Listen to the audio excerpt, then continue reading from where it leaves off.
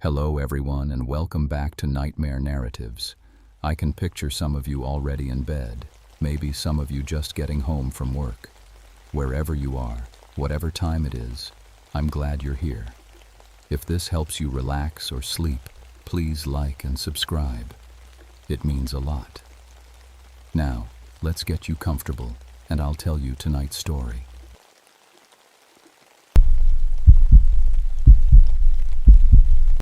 My name is James Caldwell, and I've been a forest ranger for 9 years now. People think it's a peaceful job, walking through pretty woods, helping lost hikers, maybe fighting the odd forest fire. But out here in the Monongahela National Forest, things get strange sometimes. Real strange. I became a ranger after my daddy died in a mine collapse. 3 generations of Caldwells had worked those coal mines, but I couldn't go back down there after what happened. The mountains called to me in a different way, from above ground where I could breathe. My wife Ruth says I took the job to save people because I couldn't save him. Maybe she's right. We've got 2 little girls, Emma and Lucy, and when I tuck them in at night, I think about all the families I've helped find their way home. It was late October when the call came in. I was fixing a broken gate near the cranberry wilderness when my radio crackled to life. "James, you there?" It was dispatch. "Copy, Marie. What's up?" "Got a family missing up in the high country. Party of 5, mom, dad, 3 kids. Last seen 2 days ago heading into the wilderness area." I felt that familiar knot in my stomach. 2 days was a long time, especially with winter coming early this year. The temperature had been dropping fast at night, sometimes down to 20 degrees. Ages on those kids? 8, 6, and 4.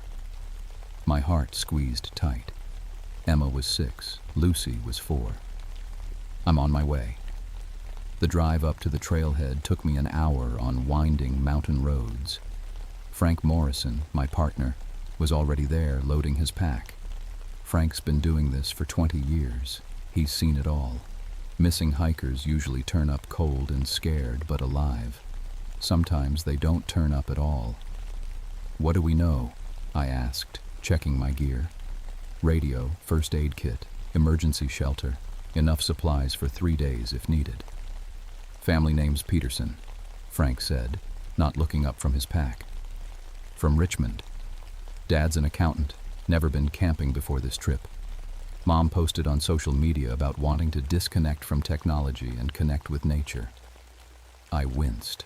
City folks didn't understand how fast things could go wrong up here. The Cranberry Wilderness wasn't some state park with marked trails and ranger stations. It was 15 miles of raw mountain country where you could disappear forever. "K9 unit coming?" I asked. "Should be here in an hour." "But James," Frank's voice got quiet. "There's something weird about this one." "What do you mean?" "Park Service found their car yesterday. Keys still in it, windows down, like they just stepped away for a minute. But their camping permit says they plan to be out for 5 days." That didn't make sense. No family leaves their car unlocked in the middle of nowhere, especially not with kids. We started up the trail as the sun was getting low. The forest felt wrong somehow. Too quiet.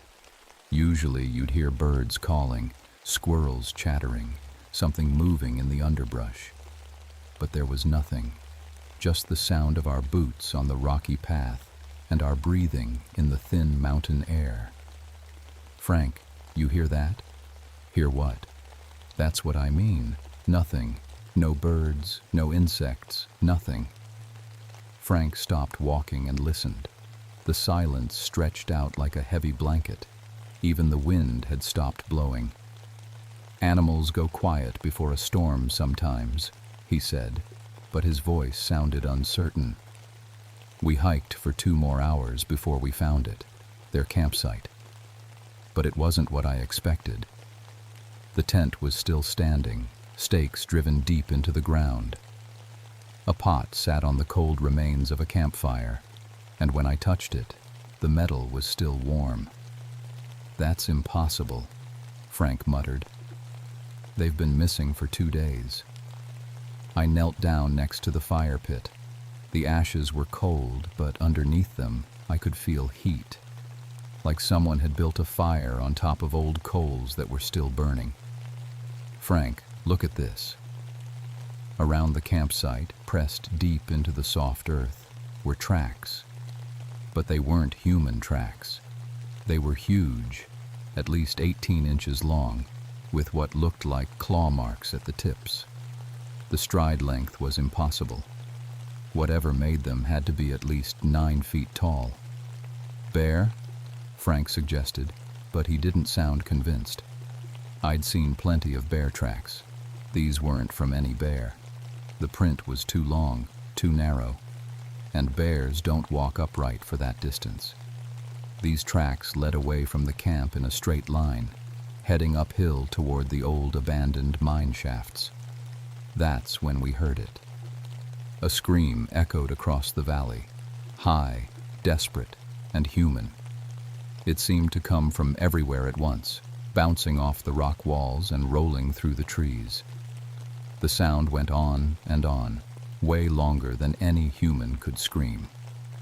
Frank and I looked at each other. In all my years as a ranger, I'd never heard anything like it.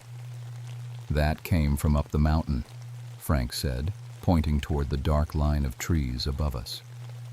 "We need to call this in," I said, reaching for my radio. Nothing but static. I tried different channels. Still nothing. We were completely cut off. The scream came again, closer this time, and underneath it I swear I could hear something else, something that sounded like a child crying.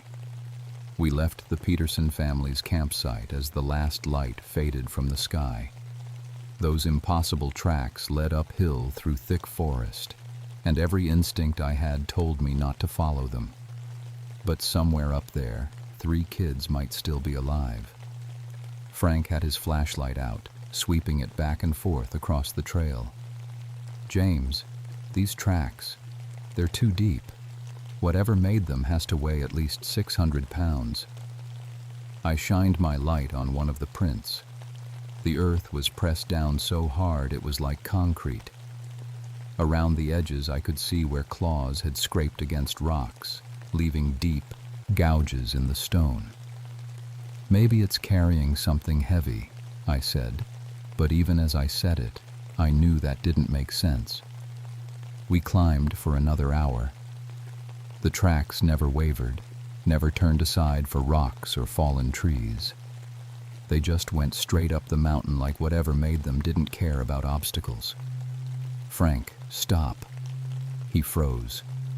"What?" "Listen." In the distance I could hear voices, human voices talking quietly. Hope flared in my chest. Maybe the family was okay. Maybe they were just lost. We moved toward the sound, stepping carefully to avoid making noise. As we got closer, I could make out words. "Mommy, I'm scared."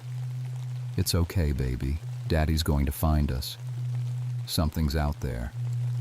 The voices were coming from a thick grove of pine trees about 50 yards ahead. Frank and I approached slowly, our flashlights ready. "Hello?" I called out. "Peterson family? This is the Park Service." The voices stopped. "Don't be afraid," Frank added. "We're here to help you." We pushed through the pine branches, following the sound. But when we broke into the clearing beyond, there was nothing there. Just empty forest and those same impossible tracks leading further up the mountain. "That's not possible," Frank whispered. We both heard them. I felt cold sweat running down my back despite the freezing air. The voices had been so clear, so real. A mother comforting her children, a father trying to stay brave. "Come on," I said. "They must have moved." But deep down, I was starting to understand that something was very wrong here. The abandoned campsite with warm food, the tracks that couldn't belong to any animal I knew, The voices in the empty forest. None of it made sense. We climbed higher. The trees got thicker, and the darkness pressed in around us like a living thing. Our flashlight beams seemed weak and useless, swallowed up by the night. That's when Frank stepped wrong. I heard him cry out behind me and turned to see him falling, his flashlight spinning away into the darkness. He hit the ground hard and didn't get up. "Frank," I rushed to his side. He was conscious, but his face was twisted in pain. "My ankle," he gasped. "I think it's broken." I checked him over with my flashlight. His right ankle was already swelling, and when he tried to move it, he went white with pain. "Okay, we're getting you out of here," I said, reaching for my radio again. Still nothing but static. We were on our own. "No." Frank grabbed my arm. "Those kids, James. You heard them. They're still up there. I'm not leaving you here alone. You have to. I can make it back to the campsite. Wait for the K9 unit. But those children..." He looked up toward the dark mountainside. "They don't have time." I knew he was right. Every hour those kids spent in this cold could be their last. But leaving Frank alone felt wrong. "Take this." Frank pressed something into my hand. His emergency whistle, the kind that makes a sound so high and sharp it can be heard for miles. "If you get in trouble, use it. I'll hear it and send help." I helped him stand and watched him limp slowly back down the trail, using a broken branch as a walking stick. Then I turned and followed those tracks deeper into the forest. The higher I climbed, the stranger things got. My compass needle spun wildly, pointing in different directions every few seconds. My watch showed times that couldn't be right, and the silence got deeper, like the whole mountain was holding its breath. After another mile, I found Frank's flashlight lying on the ground. I picked it up and noticed something that made my blood run cold. The metal casing was dented, like something with incredible strength had grabbed it and squeezed. But Frank had been right behind me. How had his flashlight gotten so far ahead? I shined both lights around the area and found more tracks. But this time they weren't the huge clawed prints I'd been following. These were human footprints. Frank's boots. They led away from where he'd fallen, but in the wrong direction. Instead of heading back down toward the campsite, they went uphill. That was impossible. Frank could barely walk, and he'd gone back down the mountain. I'd watched him go, unless someone was wearing his boots. The scream came again, much closer now. It started low and human, then rose to a pitch that hurt my ears, and this time I was sure I heard words in it. "Help. Me." The voice was Frank's. I ran toward the sound, crashing through underbrush and stumbling over rocks. The tracks led me to a narrow ravine with steep walls on both sides. At the bottom, barely visible in my flashlight beam, something moved. "Frank? Frank, is that you?" A shape down in the ravine turned toward my voice. In the pale light, I could see it was wearing Frank's ranger jacket and his distinctive red wool cap. "James." The voice was weak, gasping. "Help me. Something's wrong. Can't move my legs." I started down the steep slope, loose rocks sliding under my feet. But as I got closer, something made me stop. The shape at the bottom of the ravine was the right size, wearing the right clothes. But it wasn't moving right. The head turned too far, twisting almost all the way around to look at me.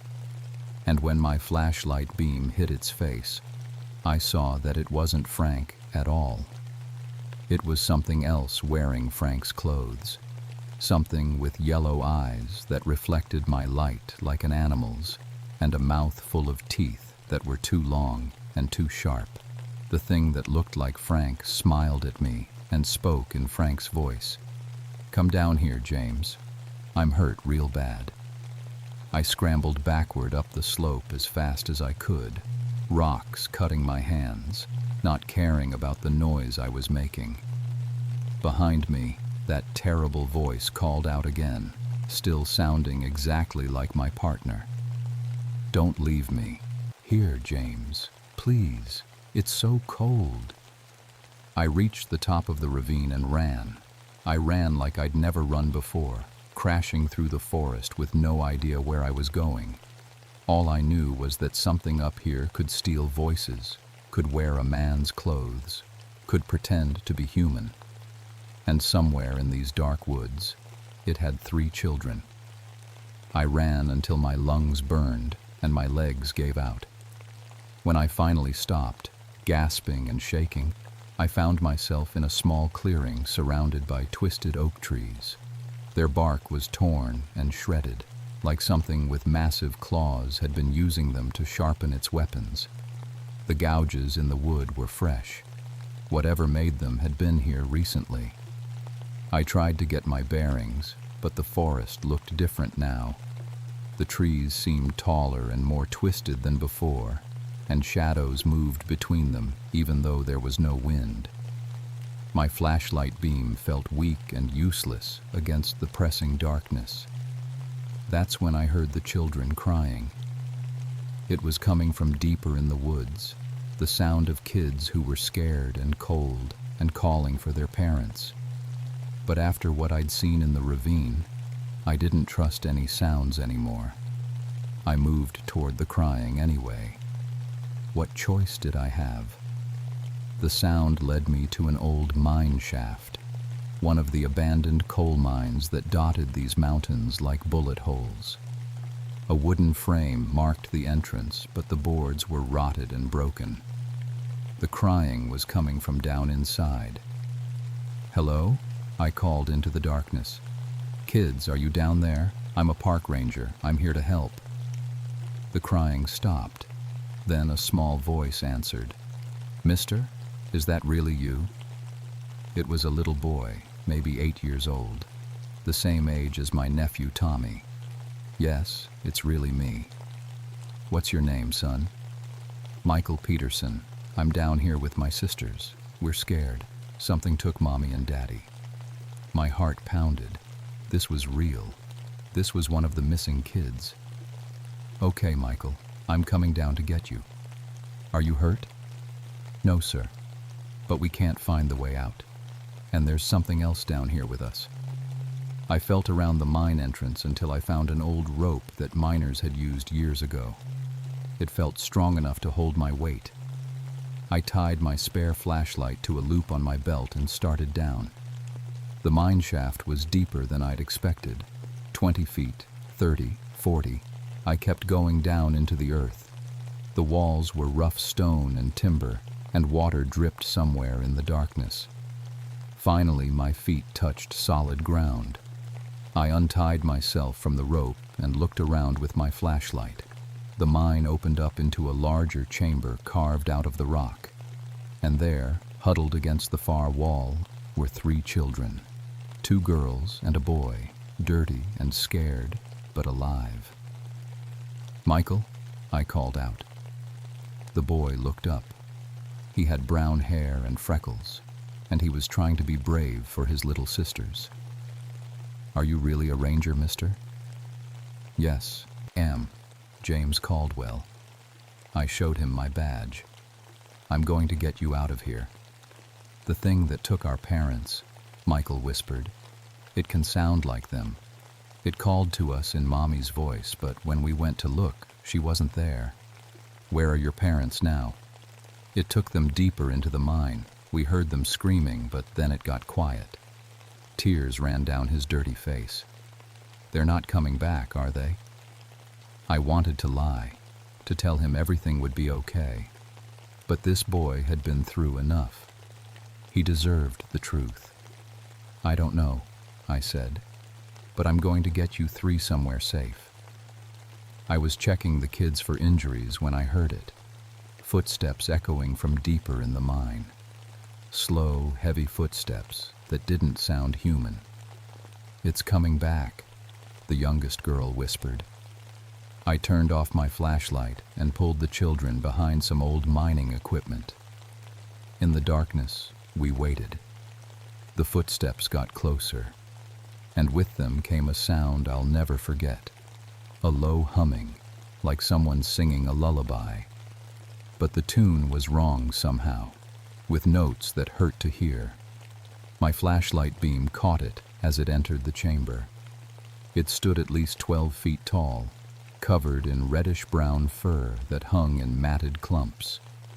Its arms were too long for its body, hanging almost to the ground, ending in hands with claws like kitchen knives. But the worst part was its face. It looked almost human, but stretched and wrong. Yellow eyes that glowed in the darkness, a mouth full of teeth that looked like they belonged on a shark. And when it spoke, its voice was perfectly human. Michael, Sarah, Jenny, where are you, children? Mommy's here. The voice was gentle and loving, exactly what a mother would sound like calling for her lost babies. If I hadn't known better, I would have believed it was Mrs. Peterson herself. Don't be afraid, the thing continued in that stolen voice. Daddy and I have been looking everywhere for you. Come out now. We need to go home. Little Sarah started to move toward the voice, but I grabbed her arm and held her back. The thing's head turned toward our hiding spot, and I saw its nostrils flare as it caught our scent. James Caldwell, it said, and now its voice was different, deeper, ancient. I know you're there, Ranger. I can smell your fear. It took a step toward us, and I could see bones scattered on the ground around its feet. Human bones, picked clean. You shouldn't have come here, it continued. This is my mountain, these are my woods, and these children. They're mine now. I pulled out Frank's emergency whistle and blew it as hard as I could. The sound was piercing, painful even to human ears. But the effect on the creature was incredible. It stumbled backward, clapping its huge hands over its ears and letting out a roar of pain. The sound echoed off the mine walls like thunder. "Run!" I shouted to the kids. We scrambled toward the rope. I boosted Michael up first, then the two girls.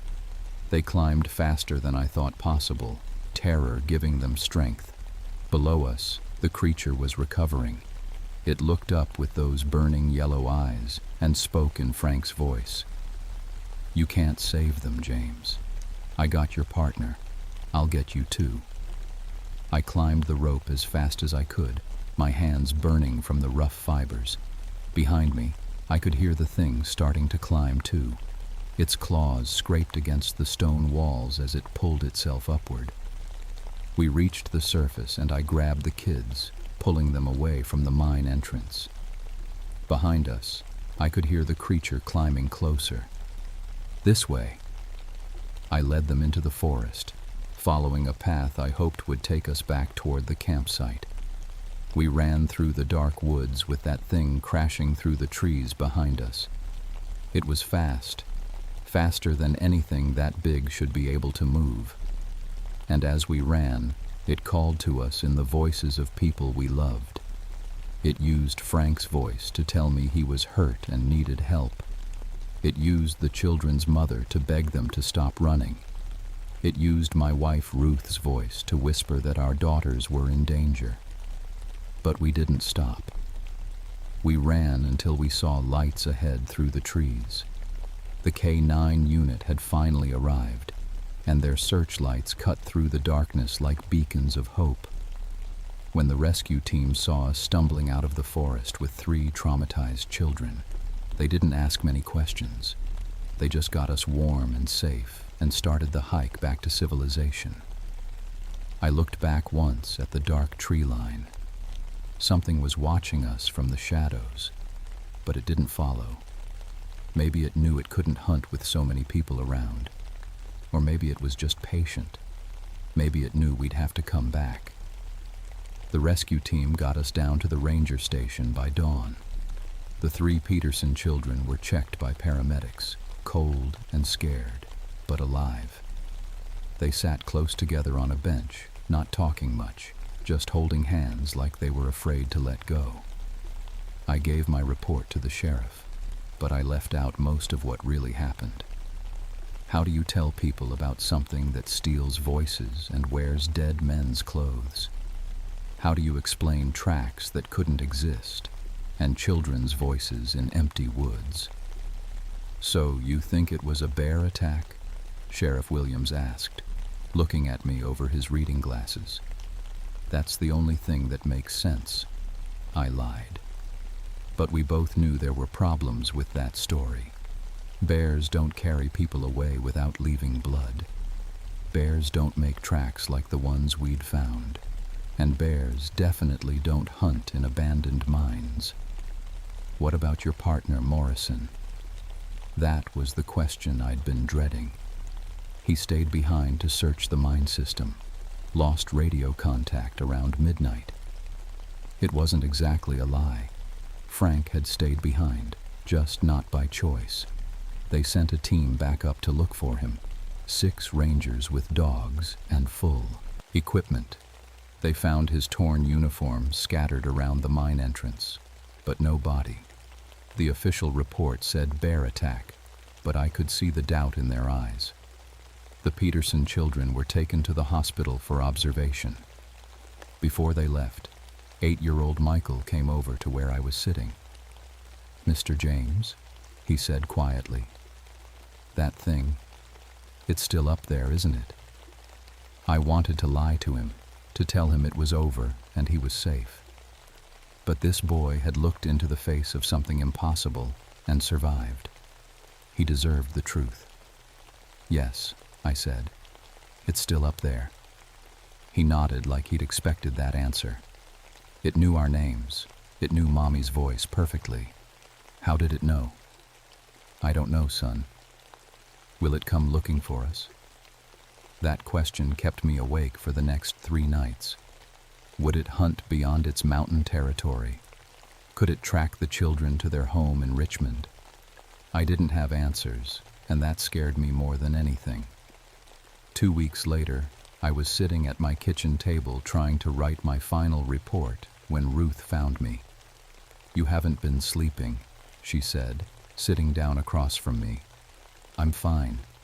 "No, you're not. Emma asked me yesterday why Daddy looks scared all the time now." She reached across and took my hand. "What really happened up there, James?"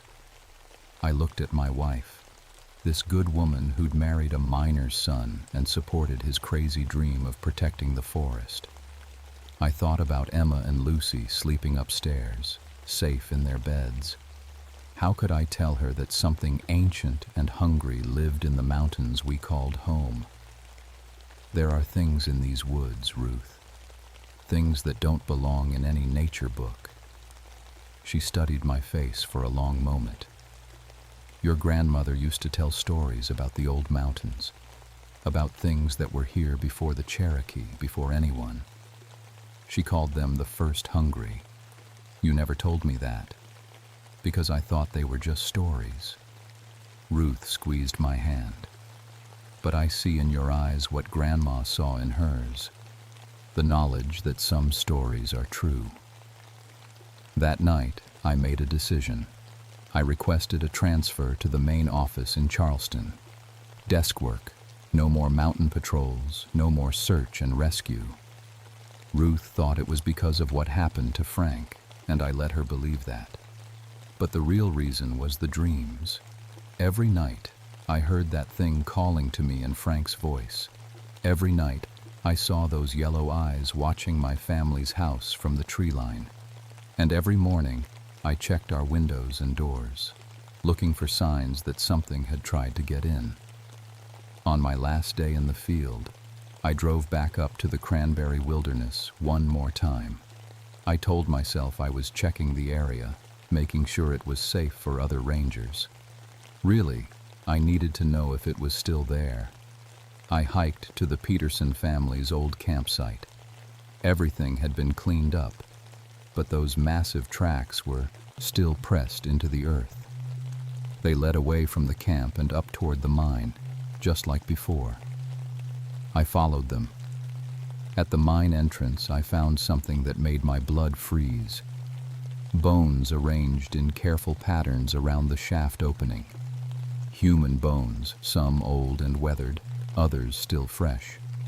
Among them, I recognized pieces of Frank's equipment, his radio cracked and broken, his ranger hat torn and bloody, and carved into a nearby tree, gouged deep into the bark with claws, were initials and dates going back over 100 years. Every few years, new marks appeared. Names of people who disappeared in these mountains, remembered only by the thing that had taken them. At the bottom of the list, in fresh cuts that still wept tree sap, I saw FM 1963 and HP and LP 1963, Frank Morrison, Harold Peterson, and Linda Peterson. The creature had marked its territory with the names of its victims. It was keeping score. I heard movement in the forest behind me and turned to see it watching from the shadows between the trees. It was smaller than I remembered, maybe only 10 feet tall instead of 12. But those yellow eyes were the same. And when it smiled, I saw the same shark teeth. "Hello, James," it said in Frank's voice. "I was wondering when you'd come back.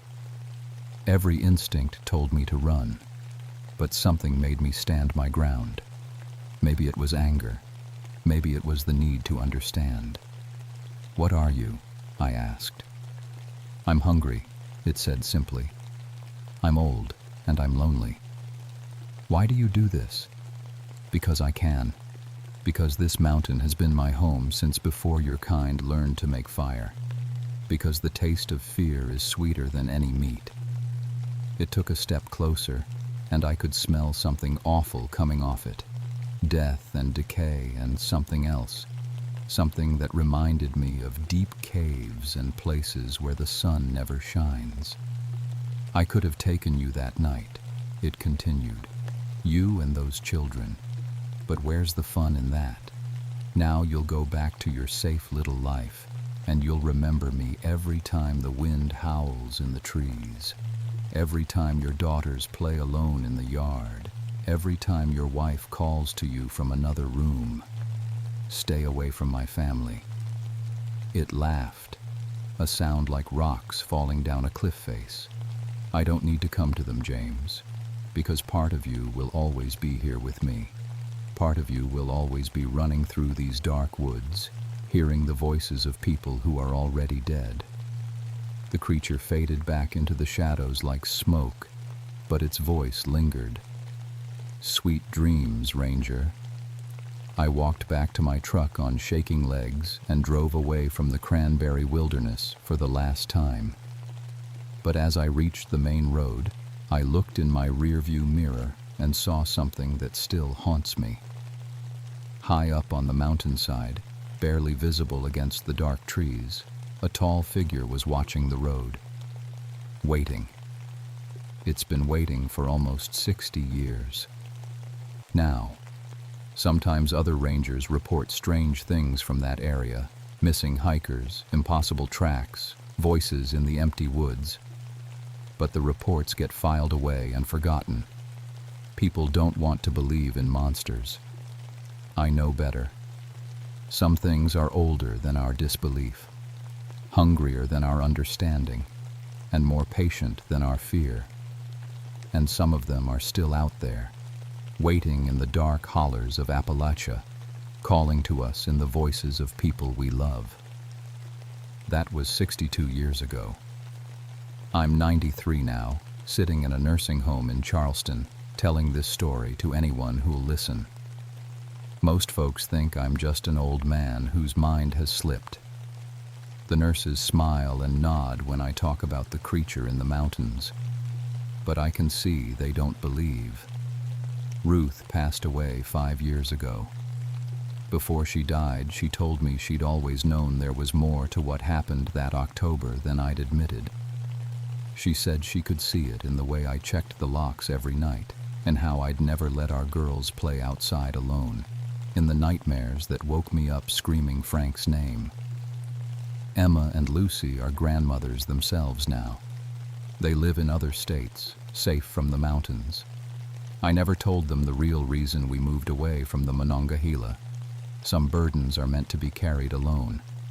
The Peterson children grew up and moved on with their lives. Michael became a doctor, dedicated his career to helping trauma victims. We exchanged Christmas cards for 30 years before losing touch. In his last letter, he told me he still had dreams about yellow eyes watching him from dark places. Every few years, I read about disappearances in the Cranberry Wilderness. A family that went camping and never came back. Hikers who vanished without a trace. The reports always mention strange details. Campfires still warm days after the people went missing. Voices heard in empty woods. Tracks that don't match any known animal. The Park Service lists them as bear attacks or accidental deaths. Sometimes they blame exposure or getting lost in the maze of old mine shafts. They have to blame something people can understand. Last month, a young ranger came to visit me. Sarah Chen, fresh out of training, assigned to the Monongahela. She'd heard stories about my time there, about Frank Morrison's disappearance and the Peterson family rescue. She wanted to know what really happened. Just stay away from the high country, I told her, especially around the old mines.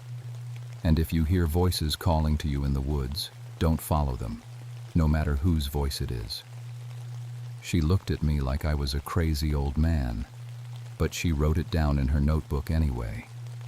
Young rangers think they're prepared for anything the forest can throw at them. They learn different soon enough. 2 weeks later, she came back. This time her face was pale and her hands shook when she poured her coffee. I found tracks, she said quietly. Just like you described. 18 inches long, claw marks, stride length that's impossible for any known animal. Where? Near the Devil's Den cave system. And Mr. Caldwell? She leaned forward. I heard voices, children playing, laughing, having fun. But when I investigated, there was no one there. Just empty forest and those tracks leading deeper into the mountains. I felt that old familiar chill run down my spine. After all these years, it was still there. Still hunting, still adding names to its collection. You need to put in for a transfer, I told her. Get yourself assigned somewhere else, anywhere else. I can't do that. If there's something dangerous in those mountains, people need to be warned. Families need to be protected. She sounded just like I had 62 years ago, young and brave and convinced she could make a difference. I wanted to grab her shoulders and shake her, make her understand that some fights can't be won.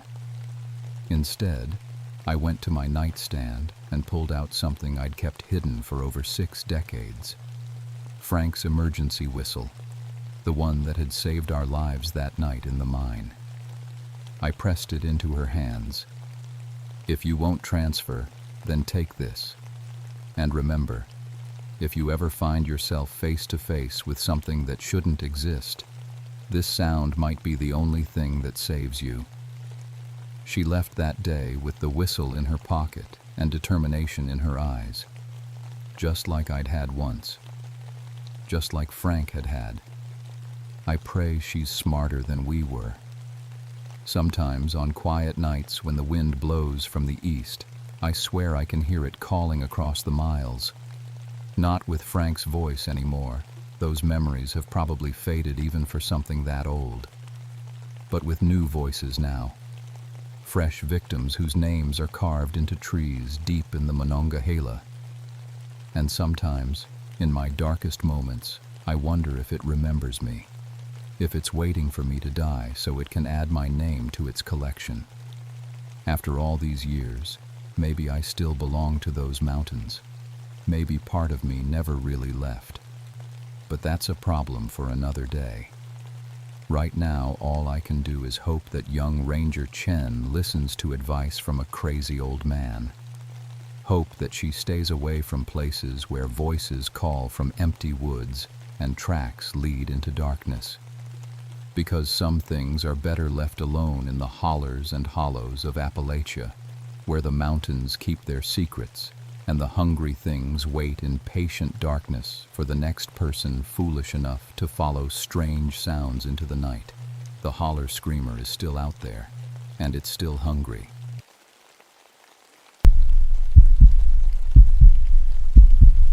My name is Patricia Hawthorne, and I've been a park ranger at Shenandoah National Park for 6 years now. Most folks think that's a strange job for someone who used to be a nurse, but they don't understand what happened at St. Mary's Hospital back in '69. When you've held dying children in your arms while smoke filled the hallways and you couldn't save them all, you start looking for places where death doesn't follow you around. That's why I took the night shifts. Fewer people means fewer chances for things to go wrong on my watch. The mountains at night are peaceful, or at least they were until March of 1975. I was 28 then, still carrying the weight of every patient I'd lost in that fire. My family back in Richmond thought I'd lost my mind, trading a respectable nursing career for what they called playing in the woods. But they never understood. Out here, with just my flashlight and radio, I felt like I could breathe again. Shenandoah has always been a place where the past doesn't stay buried. The whole area around Old Rag Mountain was a battlefield during the Civil War. Soldiers died here by the hundreds, most of them boys barely old enough to shave. The Park Service doesn't like to advertise it, but we find bones sometimes when the rain washes the soil away. Confederate mostly, buried in unmarked graves by whoever found them after the fighting stopped. On the night it all started, I was doing my usual rounds along Skyline Drive.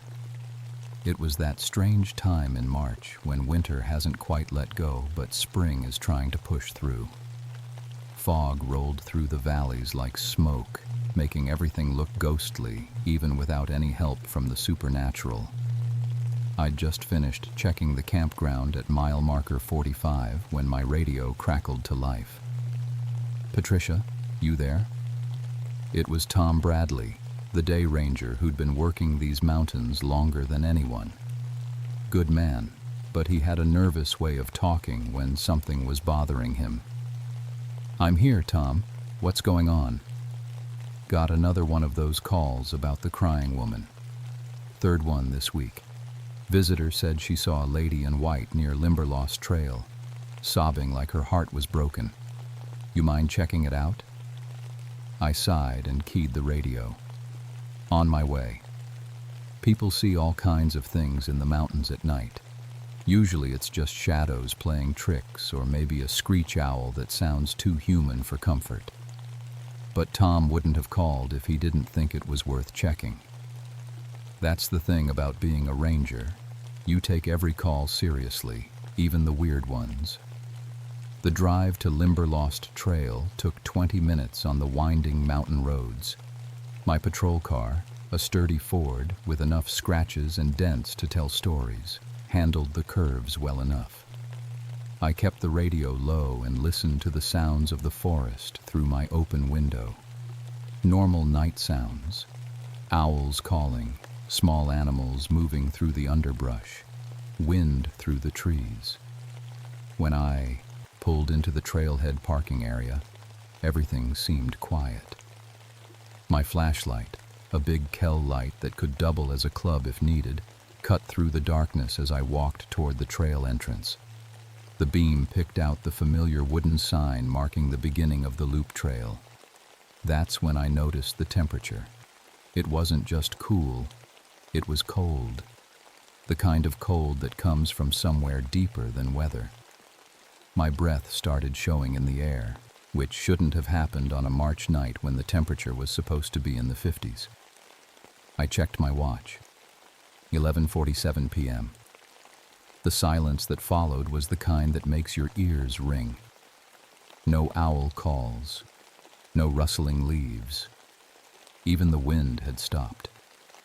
In 6 years of night patrols, I'd never experienced quiet like that in these mountains. Something was very wrong. I clicked on my radio. "Tom, you there?" Static. Not unusual for this area. The mountains can play hell with radio signals, but the timing made me uneasy. I decided to walk the first part of the trail, just to make sure no one was actually in distress out there. The Limberlost Trail is easy walking, mostly boardwalk through wetland areas, but at night it feels different, darker, more closed in. My flashlight beam swept back and forth as I walked. The batteries were fresh that morning, but the light seemed dimmer somehow, like the darkness was thicker here than it should be. About a quarter mile in, I heard it, crying. Not the sound of an animal or wind through the trees. This was human crying, the kind that comes from deep grief. A woman's voice, broken with sobs that seemed to echo from somewhere ahead of me. "Hello," I called out. "Park Service. Are you injured?" The crying stopped. I waited, listening, my hand resting on my radio. After 30 seconds of silence, I heard it again, but this time it seemed to come from behind me. I spun around, flashlight beam cutting through the darkness. Nothing. The crying started again, this time to my left, off the trail in the dense woods. I stepped off the boardwalk onto the muddy ground, following the sound. My boots made sucking noises in the wet earth. "Ma'am, if you're hurt, please answer me. I'm here to help." That's when I saw the footprints. They were clear in the mud, small women's shoes with an unusual shape. Not hiking boots or sneakers like you'd expect from someone walking these trails. These looked like dress shoes, with a small heel and a pattern I'd never seen before. Old-fashioned, like something from a movie about the last century. I followed the prints deeper into the woods, my light picking up more details. The woman, whoever she was, had been walking in a straight line through underbrush that should have stopped anyone. Thorns that would tear clothes and skin, fallen logs that required climbing over, dense growth that forced me to push through with both hands. But the footprints continued in a perfectly straight line, as if nothing had been in her way. The crying got louder as I followed the trail. Raw, desperate sobbing that made my chest tight. It reminded me of the mothers at the hospital after the fire, the ones who lost children. That particular sound of grief that can break something inside you if you're not careful. After about 10 minutes of pushing through the woods, I found myself in a small clearing I'd never seen before. This was strange. I'd been patrolling these mountains for years and thought I knew every square foot of this area. In the center of the clearing was disturbed earth. Fresh dirt, like someone had been digging recently. But there were no park maintenance projects scheduled for this area, and certainly not excavation work. I knelt down and shined my light on the dirt. Mixed in with the soil were objects that didn't belong, pieces of old metal, buttons that looked tarnished with age, and what looked like fragments of bone. My nursing training kicked in. I'd seen enough bones in anatomy classes to recognize human remains when I saw them. These were old, yellowed with age, but definitely human.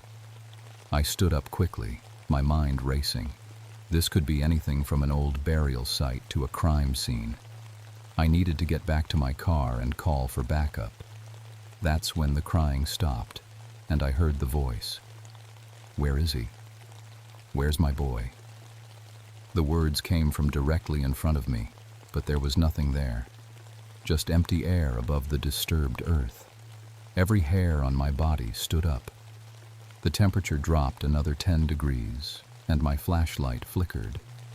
"Who's there?" I managed to say. "I can't find him. I've looked everywhere. Where's my boy?" The voice was clear now, desperate and pleading. A woman with a slight accent I couldn't place. But there was no one in the clearing with me.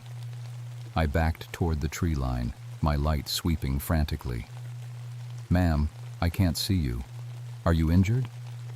He came home from the war. He came home, but I can't find him. My light found something that shouldn't have been there. A woman in white standing at the edge of the clearing. Pale dress that seemed to glow in the darkness. Long dark hair hanging loose around her face. But when I tried to focus on her, she seemed to flicker, like heat shimmer on summer pavement. "Ma'am, are you all right?" My voice came out as a whisper. She turned toward me, and I saw her face clearly for the first time. There were no eyes, just hollow sockets that seemed to go deeper than they should, like looking into wells. Her mouth was open, forming words, but her whole face was wrong, like someone had tried to erase parts of it. "Help me find him," she said. "Help me find my boy." That's when my flashlight died completely, leaving me in absolute darkness with something that couldn't possibly exist. I ran. I made it back to my patrol car in record time, crashing through underbrush and stumbling over roots I couldn't see. My hands shook as I tried to start the engine. Nothing. The car was completely dead. No lights, no radio, no engine turnover. Like the electrical system had been drained. I sat in the darkness, trying to control my breathing. 6 years of nursing had taught me to stay calm in crisis situations, but this was different. This challenged everything I thought I knew about how the world worked. After what felt like forever, the engine turned over. The radio crackled back to life, and my dashboard lights came on. I got out of there fast, but I knew I'd have to come back.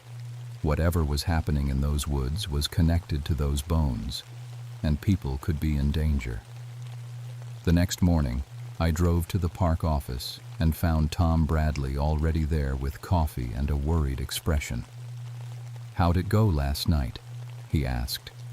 I told him about the footprints, the clearing, and the bones. I left out the part about the woman in white. Tom was a practical man, and I needed to stay credible if I was going to get help with this. "Bones, huh?" Tom scratched his beard. "Not the first time. We've been finding Civil War remains in this area for decades, usually after heavy rains wash away soil. Have you ever heard stories about a crying woman, local legends, or ghost stories?" Tom's expression changed. He set down his coffee and looked at me seriously. "Patricia, there are things in these mountains that go back a long way. Old-timers used to talk about Sarah Whitmore, local woman from the 1860s whose son went off to fight with the Confederates. Story goes that he came home wounded and died somewhere in these woods. She spent years looking for his body, walking the mountains every night until she died of grief. That's just a story, right? Maybe. But rangers have been reporting strange things in this area for decades. Temperature drops, equipment failures, voices in the woods. Most folks don't talk about it because they don't want to sound crazy. I spent the rest of the day researching. The park has historical records going back to its establishment in 1935, and I found references to Sarah Whitmore in several documents. She was real, all right. Lost her husband in the early days of the war. Then her only son came home wounded from a battle that wasn't even officially recorded. According to the records, Sarah searched the mountains for months before being found dead near Old Rag Mountain in 1863. Exposure and exhaustion, the report said. But there were other details that made me uncomfortable. Witnesses said she'd been seen walking the same area night after night, calling for her son, even after she should have been too weak to leave her bed. That evening, I went back to Limberlost Trail. This time I brought backup batteries, extra radio equipment, and a camera. If I was going crazy, I wanted evidence. If I wasn't going crazy, I wanted evidence for that too. The temperature drop happened again, right at the same spot as the night before. My breath steamed in the air, and the forest went silent. but this time I was ready for it. I followed the footprints again, and they led to the same clearing. But tonight, there were more bones visible in the disturbed earth. Pieces of uniform, buttons, and what looked like personal effects scattered around. "Sarah?" I called out. "Sarah Whitmore?" The crying started immediately, closer this time. "I know you're looking for your son. I want to help." The woman appeared at the edge of the clearing, clearer than before. This time I could see details. The torn white dress that might have been a nightgown, bare feet that didn't quite touch the ground, and that terrible face with its empty eye sockets. "You can see me," she said, her voice filled with wonder and hope. "Yes, I can see you.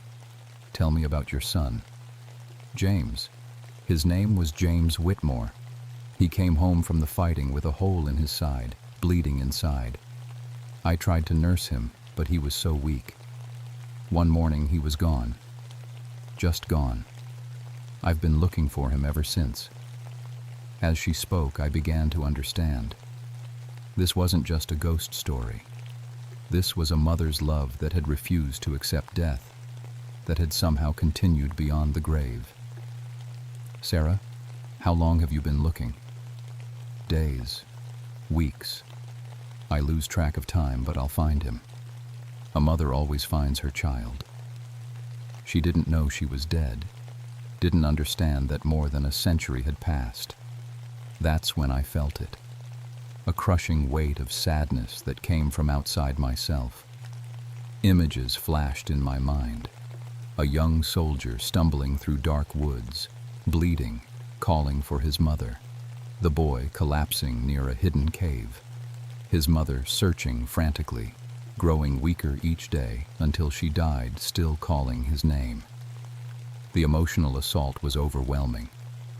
I felt every moment of Sarah's grief, every night of searching, every dawn that brought no answers.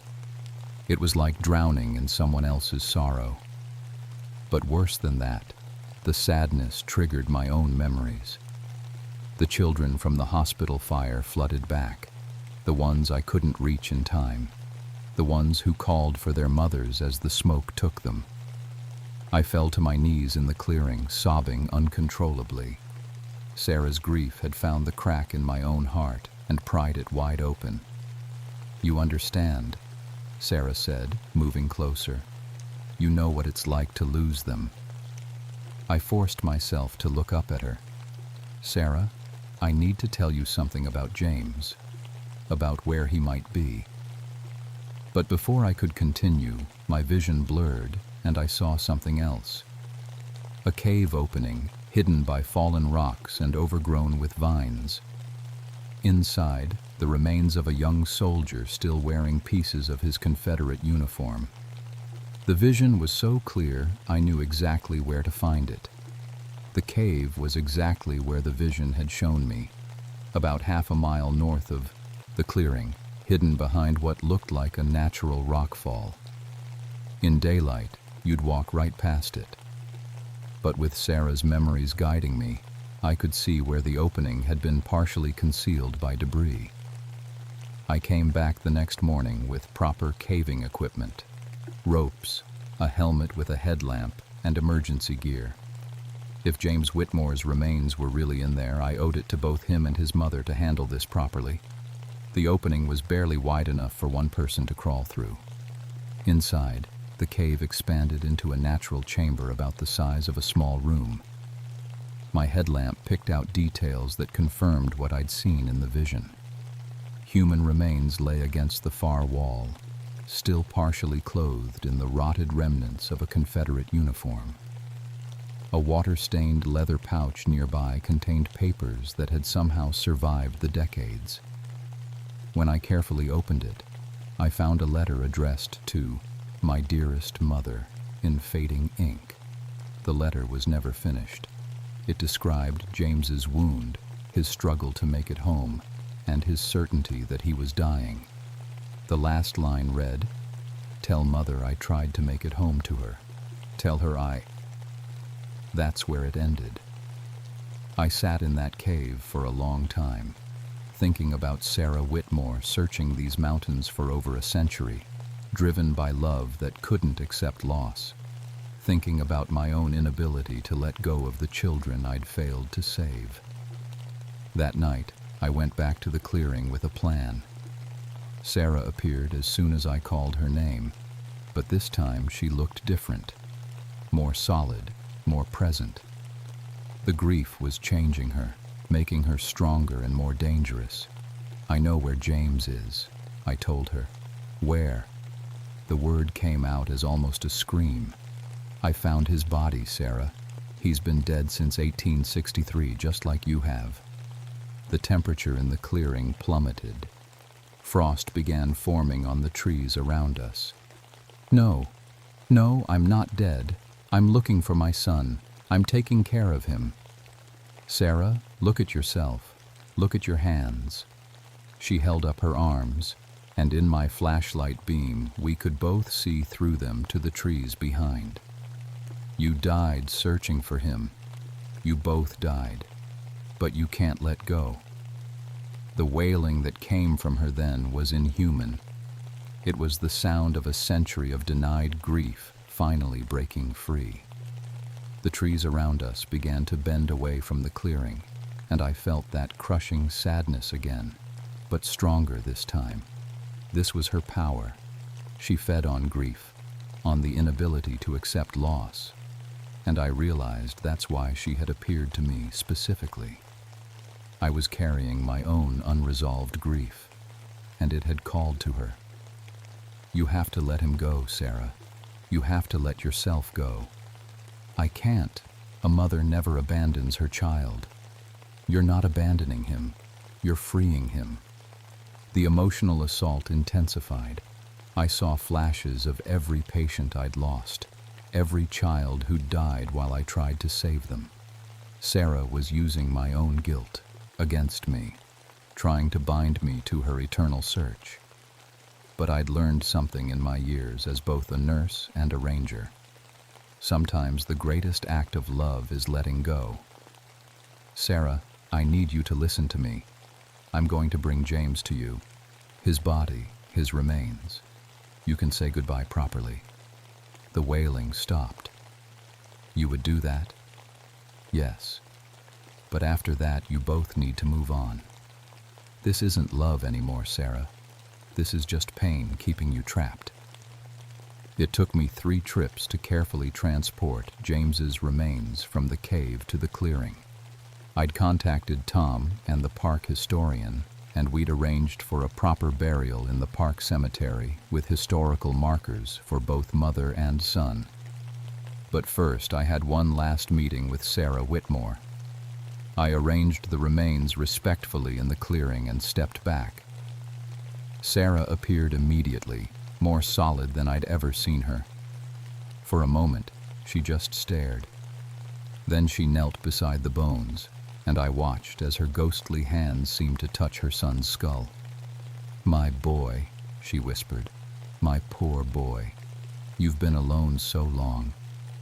"He doesn't have to be alone anymore," I said, "and neither do you." Sarah looked up at me, and for the first time, there was peace in those hollow sockets. "Thank you," she said. "Thank you for bringing him home." The clearing filled with light, not from my flashlight, but from somewhere else. Warm, golden light that made the March night feel like summer. In that light, I saw James Whitmore as he had been in life, a young man in his early 20s, whole and healthy, walking toward his mother. "I'm sorry I took so long to get home, Mother," he said. Sarah stood and embraced him, and for a moment they were both solid, both real, both free. "I love you," she said. "I love you too. But we have to go now." They both turned to me, and Sarah smiled. It was the first time I'd seen her face without pain. "Take care of yourself, Patricia," she said, "and forgive yourself. Those children you lost, that wasn't your fault. Sometimes people die despite our best efforts. Sometimes love means accepting that." The light grew brighter, and then they were gone. The formal burial took place 3 days later. Tom Bradley, the park historian, and I held a simple ceremony in the park cemetery. We placed both sets of remains together under a single headstone that read, Sarah Whitmore, 1823-1863, and James Whitmore, 1841-1863, reunited at last. The crying stopped after that. No more reports of a woman in white near Limberlost Trail. No more temperature drops or equipment failures in that area. The forest returned to normal. But I didn't. Meeting Sarah Whitmore changed something fundamental in me. She'd shown me that grief, when we can't let it go, becomes its own kind of prison. For her, it had lasted over a century. For me, it had been 6 years, but it was just as real. I started talking to someone about the hospital fire, a counselor in town who specialized in what they now call post-traumatic stress. It helped to finally say out loud that I couldn't save everyone, that some losses are beyond our control. 6 months later, I applied for a transfer to the park's visitor services division. I wanted to help people again, but in a different way. The park started a grief counseling program for families who'd lost loved ones in hiking accidents or other tragedies. Turned out there was a need for someone who understood both loss and healing. I still work the mountains sometimes, but not alone anymore. And when new rangers ask about the strange reports they sometimes get, voices in the woods, unexplained cold spots, equipment failures, I tell them to take every call seriously. You never know when someone, living or dead, might really need help.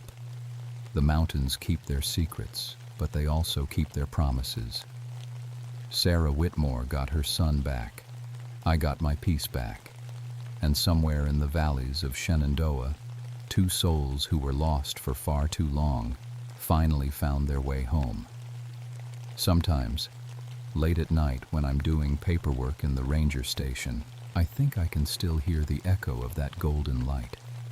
It reminds me that love is stronger than death, but also that true love sometimes means letting go. That's the lesson Sarah Whitmore taught me in the mountains of Virginia in the spring of 1975, when I learned that helping the dead sometimes means helping the living learn to grieve.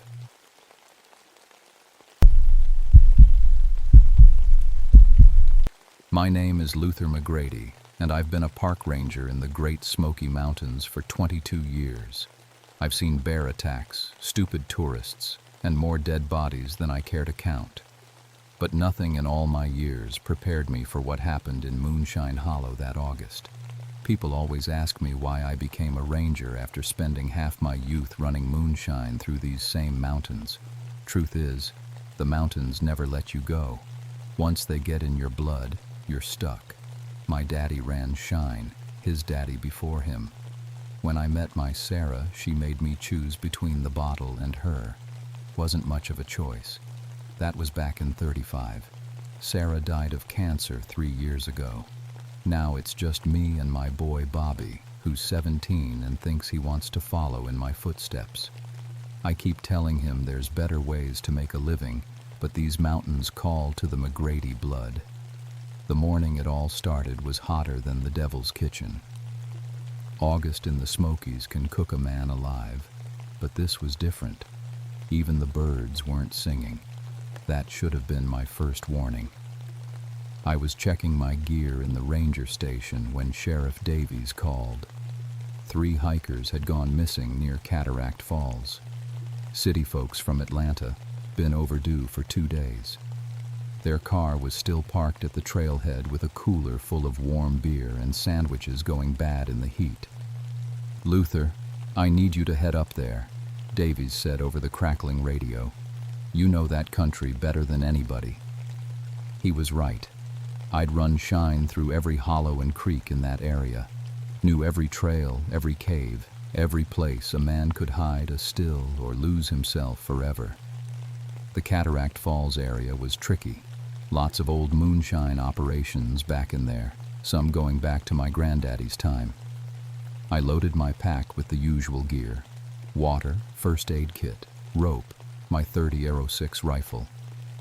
In these mountains, you never knew what you might run into.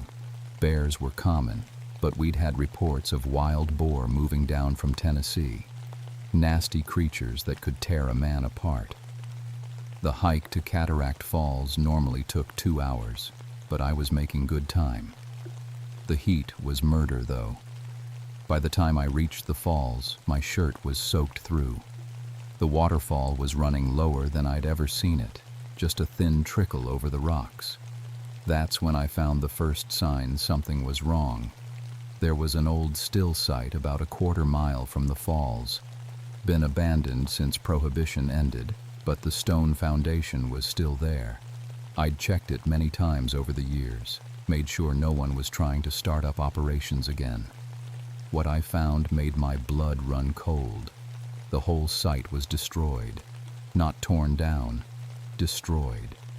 The old copper pipes that had been left behind were twisted into impossible shapes, like someone had heated them up and bent them with their bare hands. But that wasn't the worst part. The worst part was the heat. Even in the shade of the trees, the air around that old still was hot enough to make me dizzy. My compass needle was spinning like a top, and when I touched my rifle barrel, it was so hot I jerked my hand back with a curse. The trees around the site were wrong too. Leaves brown and curled, bark blackened like they'd been in a fire. But there hadn't been any fire. No ash, no smell of smoke.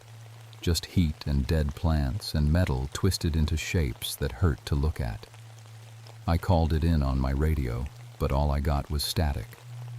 That's when I found the first piece of the missing hikers. A belt buckle melted into the shape of a teardrop. Next to it, 3 bones charred black as coal. I should have headed back right then. Should have called for backup, gotten the hell out of that hollow. But I had a job to do, and somewhere up there people might still be alive. I followed what looked like a trail deeper into the woods. It wasn't a real trail, just bent grass and broken branches that might have been made by someone stumbling through in a panic. Every step I took, the air got hotter and thicker. My granddaddy used to tell stories about this place. Called it cursed ground, said the Cherokee knew to stay away. Something about a fire devil that lived deep in the earth, only came up when there was greed and violence in the air. I'd always figured it was just mountain talk, the kind of stories old folks told to keep kids from wandering too far. I wasn't so sure anymore. The sound hit me first, a metallic screeching that seemed to come from everywhere at once, like someone was dragging a rusty chain across a blackboard. It made my teeth ache and sent shivers down my spine despite the heat. Then I smelled it. Sulfur, thick and choking, mixed with something else. Something that smelled like burned meat. I found the second hiker in a clearing about 50 yards ahead, or what was left of him. He was sitting against a tree, looking almost peaceful. Except his hiking boots had melted around his feet, and his camera was a lump of twisted plastic hanging around his neck. The tree behind him was blackened and dead, its bark cracked and oozing sap that glowed faintly red. But the man wasn't burned. Not a mark on him. He just sat there with his eyes closed, like he'd decided to take a nap and never woke up. I checked for a pulse, knowing I wouldn't find one. His skin was cold despite the heat all around us. When I touched his shoulder, his shirt crumbled to ash. That's when I heard the footsteps. Heavy, deliberate steps coming through the trees. Too heavy to be human, too regular to be an animal. I grabbed my rifle and tried to sight on the sound, but the heat was making everything shimmer like a mirage. Through the trees, I caught a glimpse of something that shouldn't exist. It was tall, maybe 8 feet, and shaped like a man, but wrong in every way.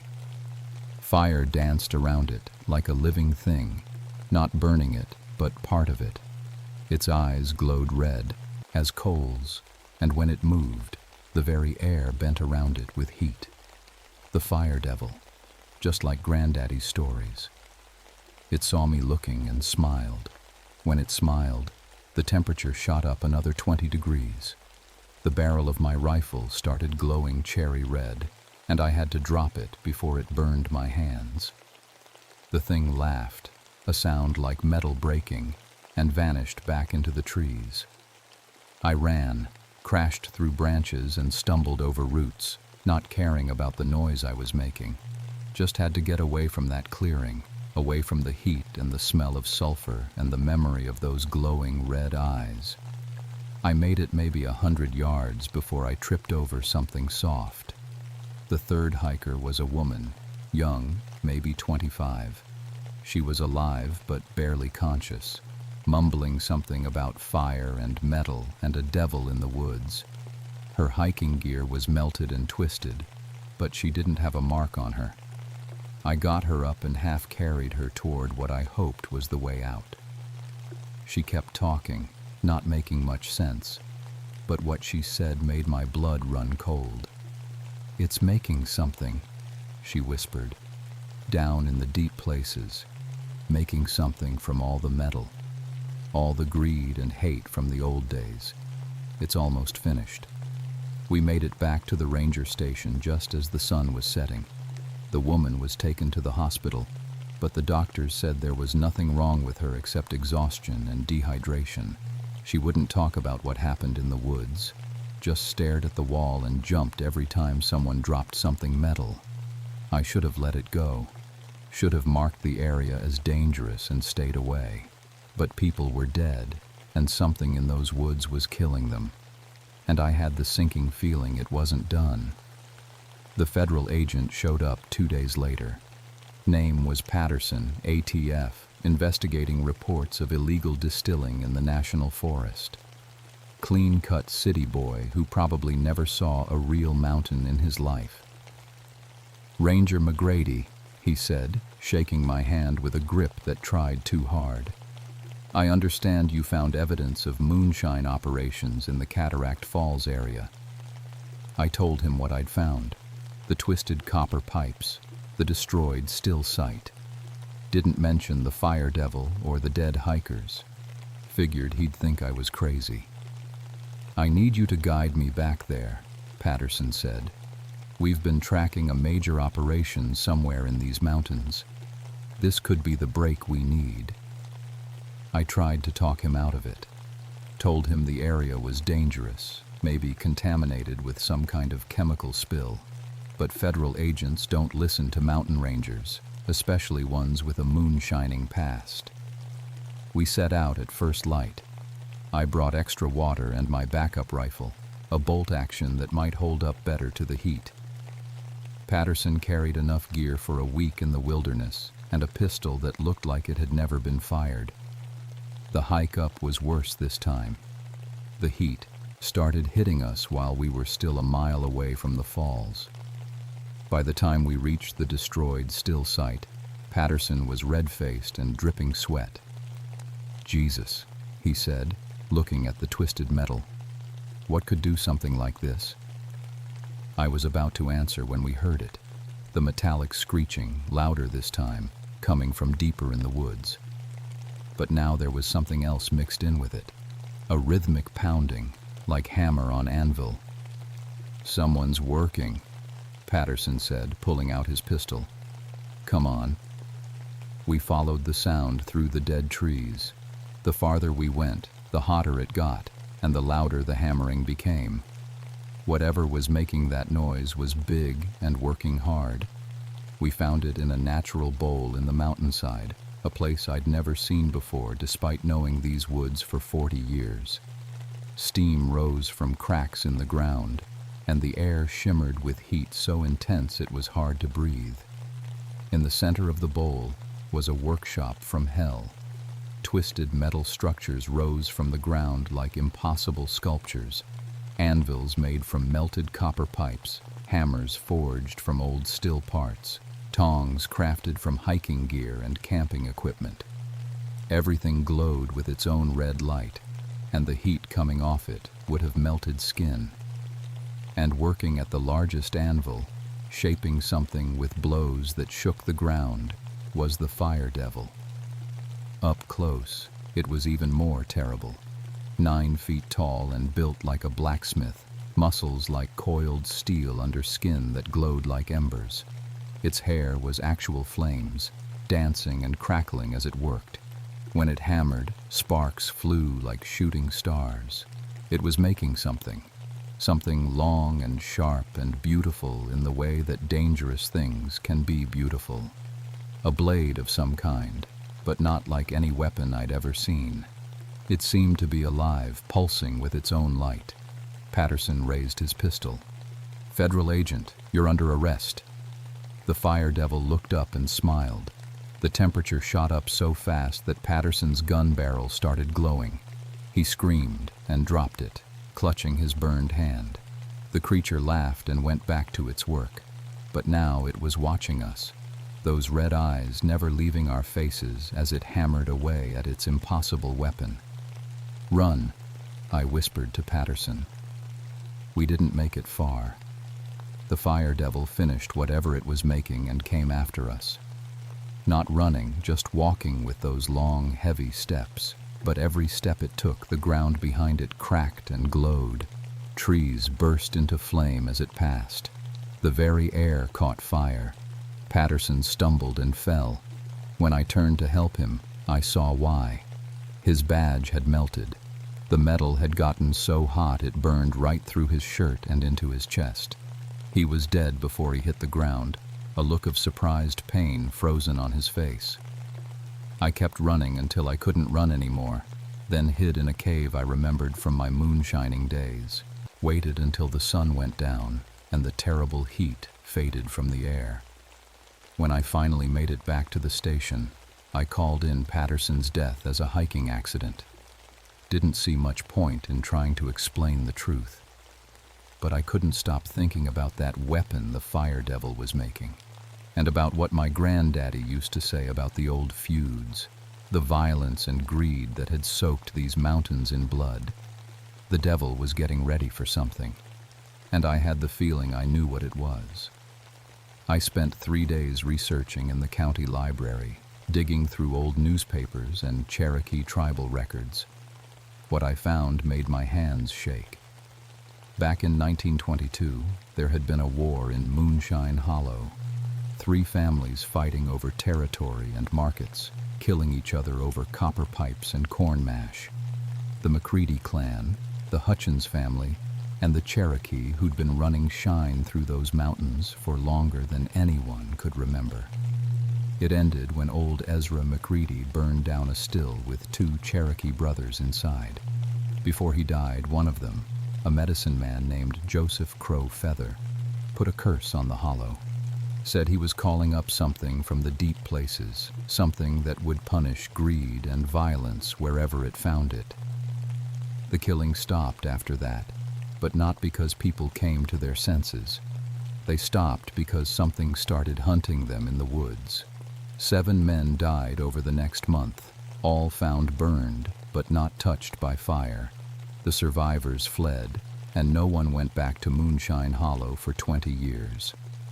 Until now. I found Joseph Crow Feather's great-grandson working at a gas station on the reservation.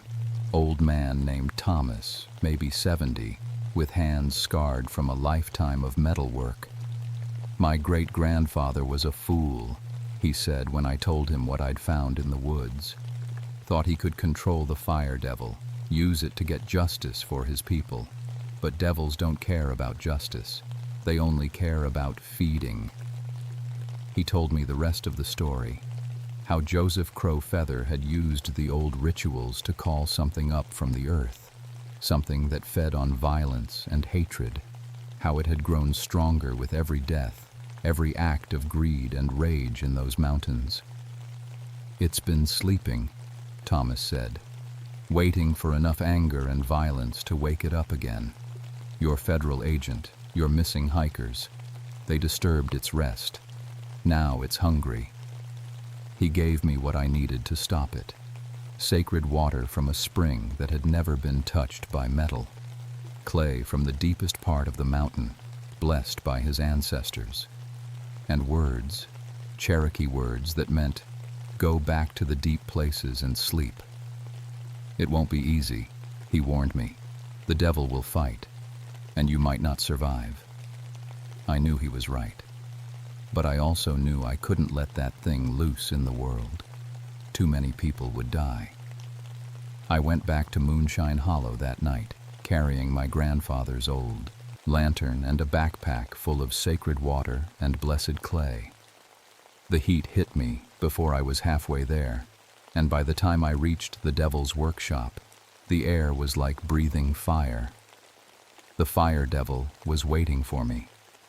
It had finished its weapon, a sword that seemed to be made of crystallized flame, beautiful and terrible. When it saw me, it raised the blade and laughed. "Come to die like the others?" it said, and its voice was like molten metal. "Come to feed the fire?" I didn't answer, just started spreading the sacred water in a circle around the workshop. Where the water touched the ground, steam rose and the red glow faded. The fire devil snarled and came at me with its impossible sword.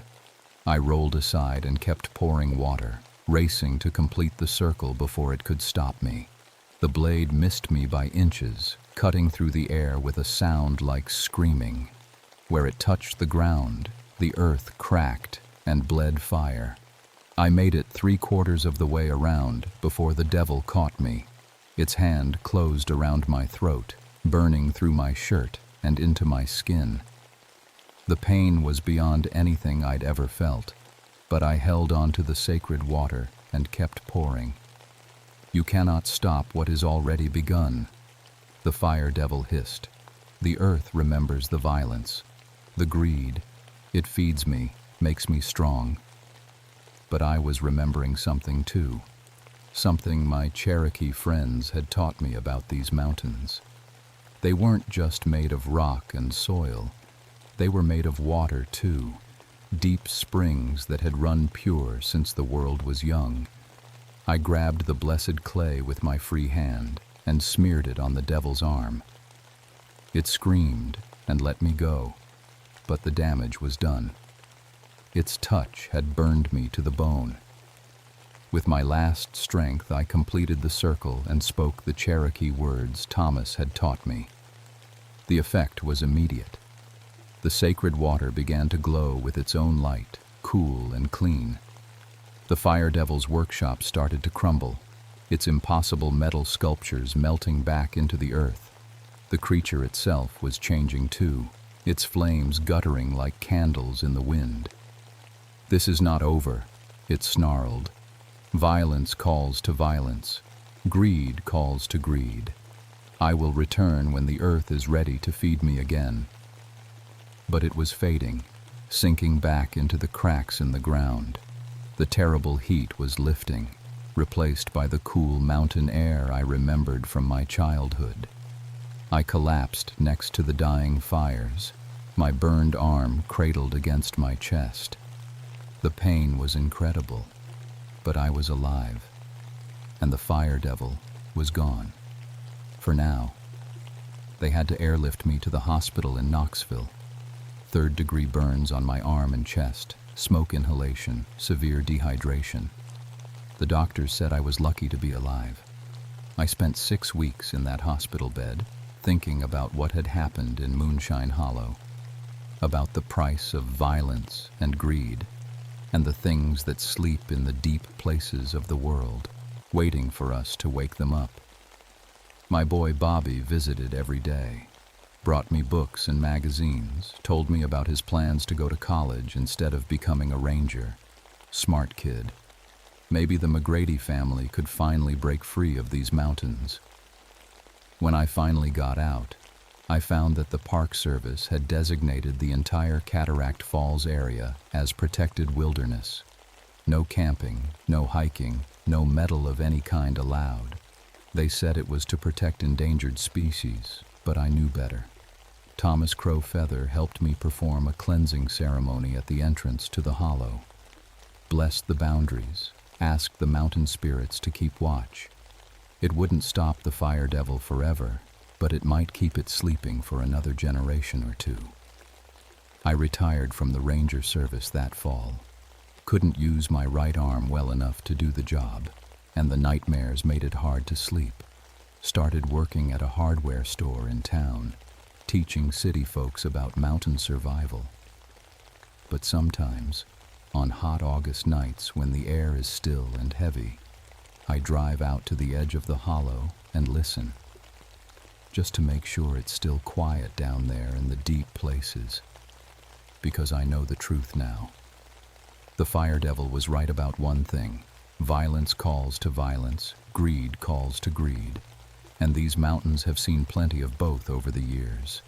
The devil is sleeping now, but it's still there, waiting for the next time someone gets greedy enough, angry enough, violent enough to wake it up.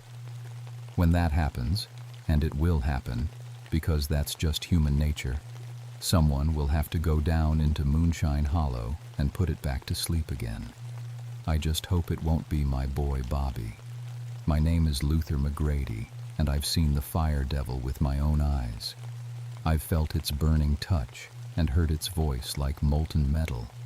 I know what sleeps in the deep places of these mountains, and I know it's not done with us yet, not by a long shot.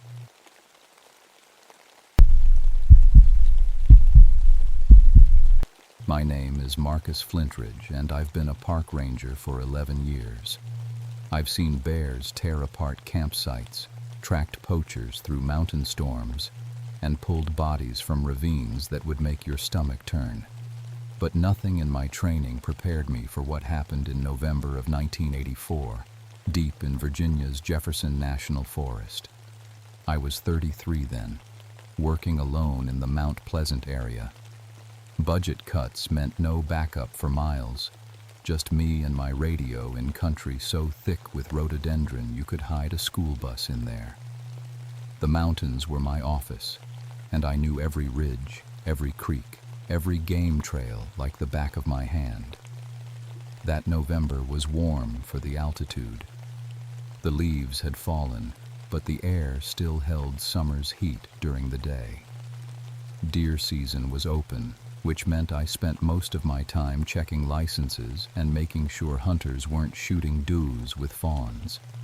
It was honest work, important work, even if it didn't pay much after my divorce. The call came in on a Tuesday morning while I was checking bear traps. Someone had been killing cattle down in the valley, and the local farmers were getting antsy. The sheriff figured it was a rogue bear, maybe one that had lost its fear of humans. That happened sometimes when tourists fed them, turned wild animals into beggars. Then when winter came and the handouts stopped, they'd get desperate. Flintridge, you copy? The radio crackled to life as I was examining tracks near Jennings Creek. Go ahead, dispatch. Got another cattle killing, Henderson Farm, about 3 miles south of your position. Sheriff wants you to take a look. I sighed and shouldered my pack. Henderson was a good guy, ran a small operation with maybe 30 head of cattle. If something was picking off his livestock, it could put him under. The hike down took me through some of the prettiest country in Virginia.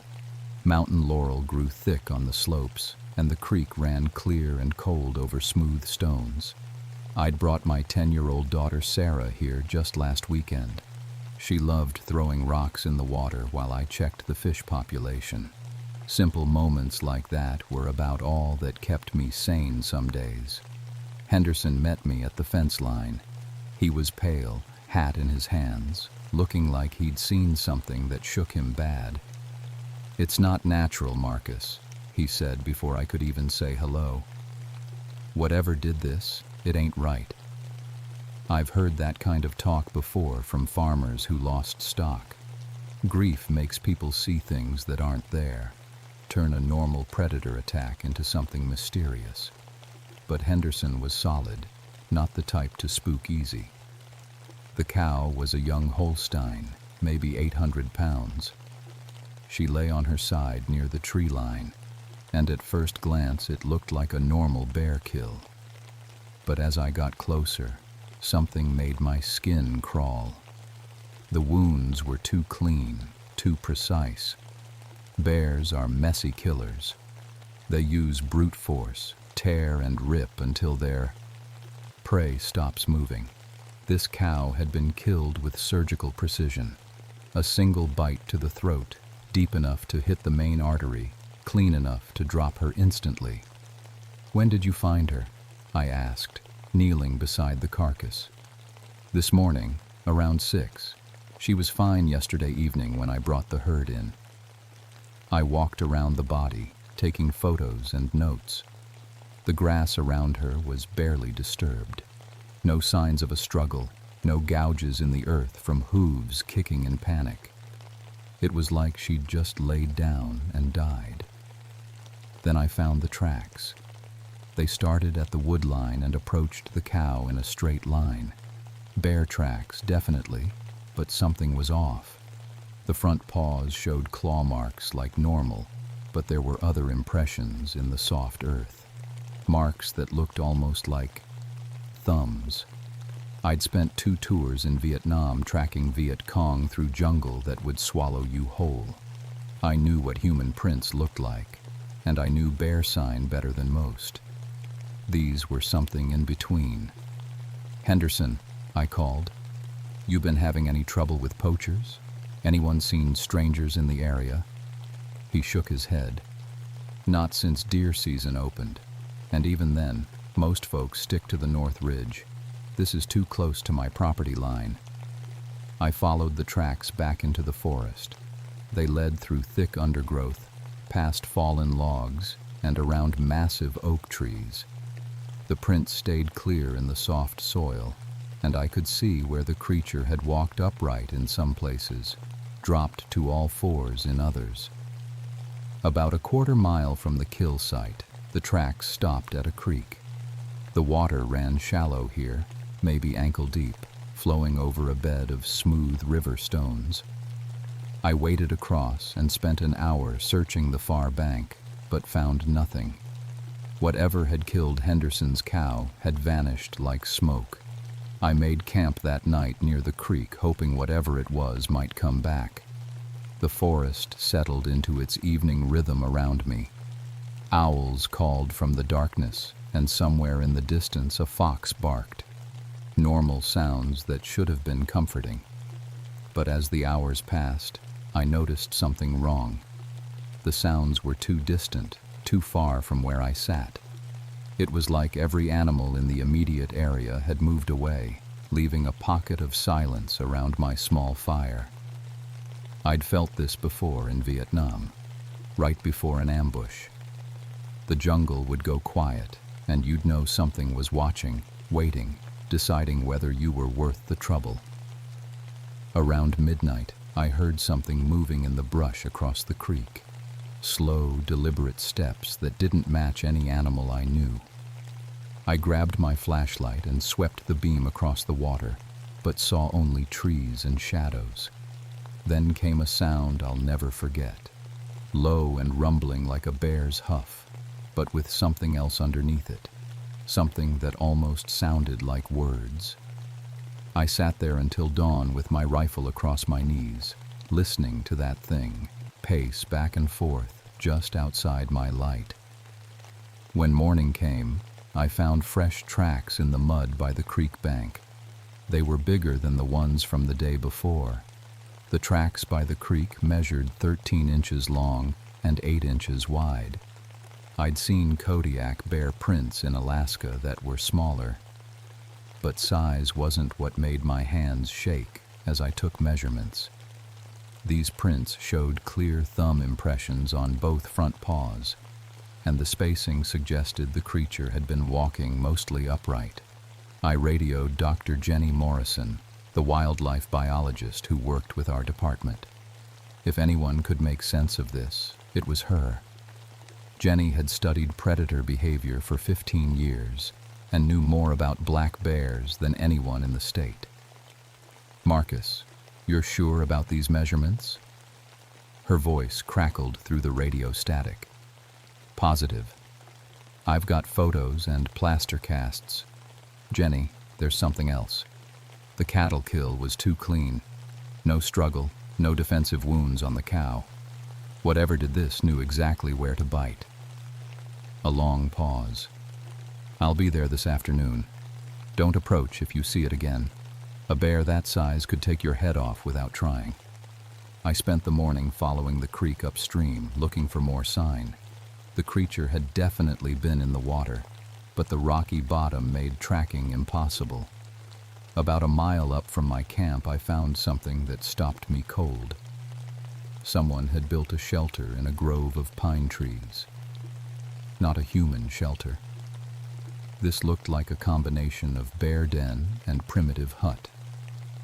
Logs had been dragged into position and arranged with purpose. Smaller branches were woven between them, creating walls. The entrance faced downstream, positioned to watch the creek. Inside the shelter, I found things that made my Vietnam training kick in hard. Someone had been collecting items from the forest and beyond. Hunting knives arranged by size. A Park Service radio that had gone missing last month. Pieces of camping gear, all clean and organized like a trophy collection. But it was the bones that really got to me. They were laid out in patterns on the shelter floor. Deer bones, cow bones, and others I couldn't identify. Some had been carved with crude tools, shaped into points and edges. This wasn't random animal behavior. Someone or something was making weapons. I backed out of the shelter slowly, keeping my rifle ready. Whatever was living here had intelligence, patience, and access to human tools. That combination scared me more than any bear I'd ever faced. Jenny arrived that afternoon with a truck full of equipment. She was small and tough, with gray hair pulled back in a ponytail and eyes that missed nothing. We'd worked together on 3 previous bear problems, and I trusted her judgment completely. "Show me everything," she said without preamble. We hiked to the kill site first. Jenny examined the cow carcass with professional detachment, taking samples and measurements. She spent a long time studying the bite patterns, shaking her head occasionally.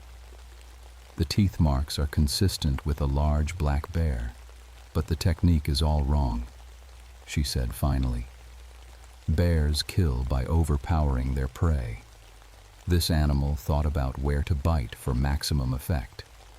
The tracks puzzled her even more. She made her own casts and took dozens of photos, muttering to herself as she worked.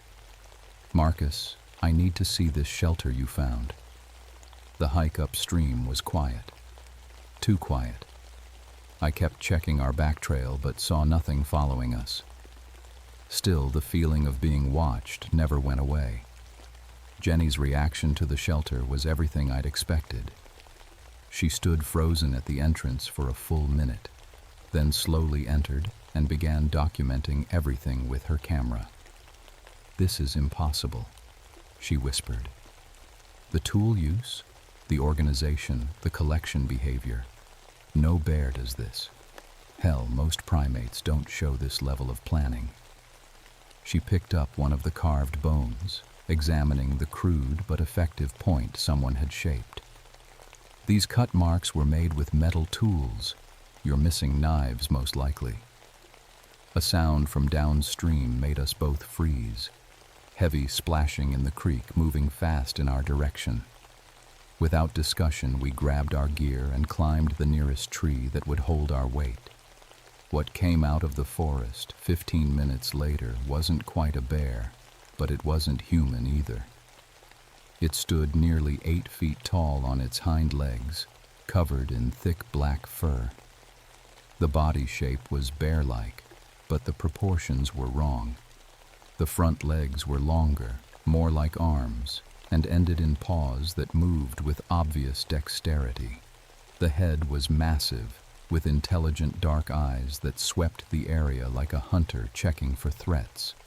Jenny grabbed my arm so hard I knew I'd have bruises. Neither of us breathed as the creature approached its shelter. It moved with purpose, checking the interior systematically. When it found our scent trail, it froze and slowly turned its head toward our tree. Those dark eyes locked onto mine across 30 yards of forest, and I felt like I was looking at something that was deciding whether to kill me or not. For maybe 10 seconds, we stared at each other. Then the creature huffed once, that same sound I'd heard the night before, and melted back into the forest like it had never been there. We stayed in that tree until full dark, not speaking, not moving, just listening to the forest come alive around us. When we finally climbed down, Jenny was pale and shaking. "That wasn't a bear," she said quietly. "No, it wasn't."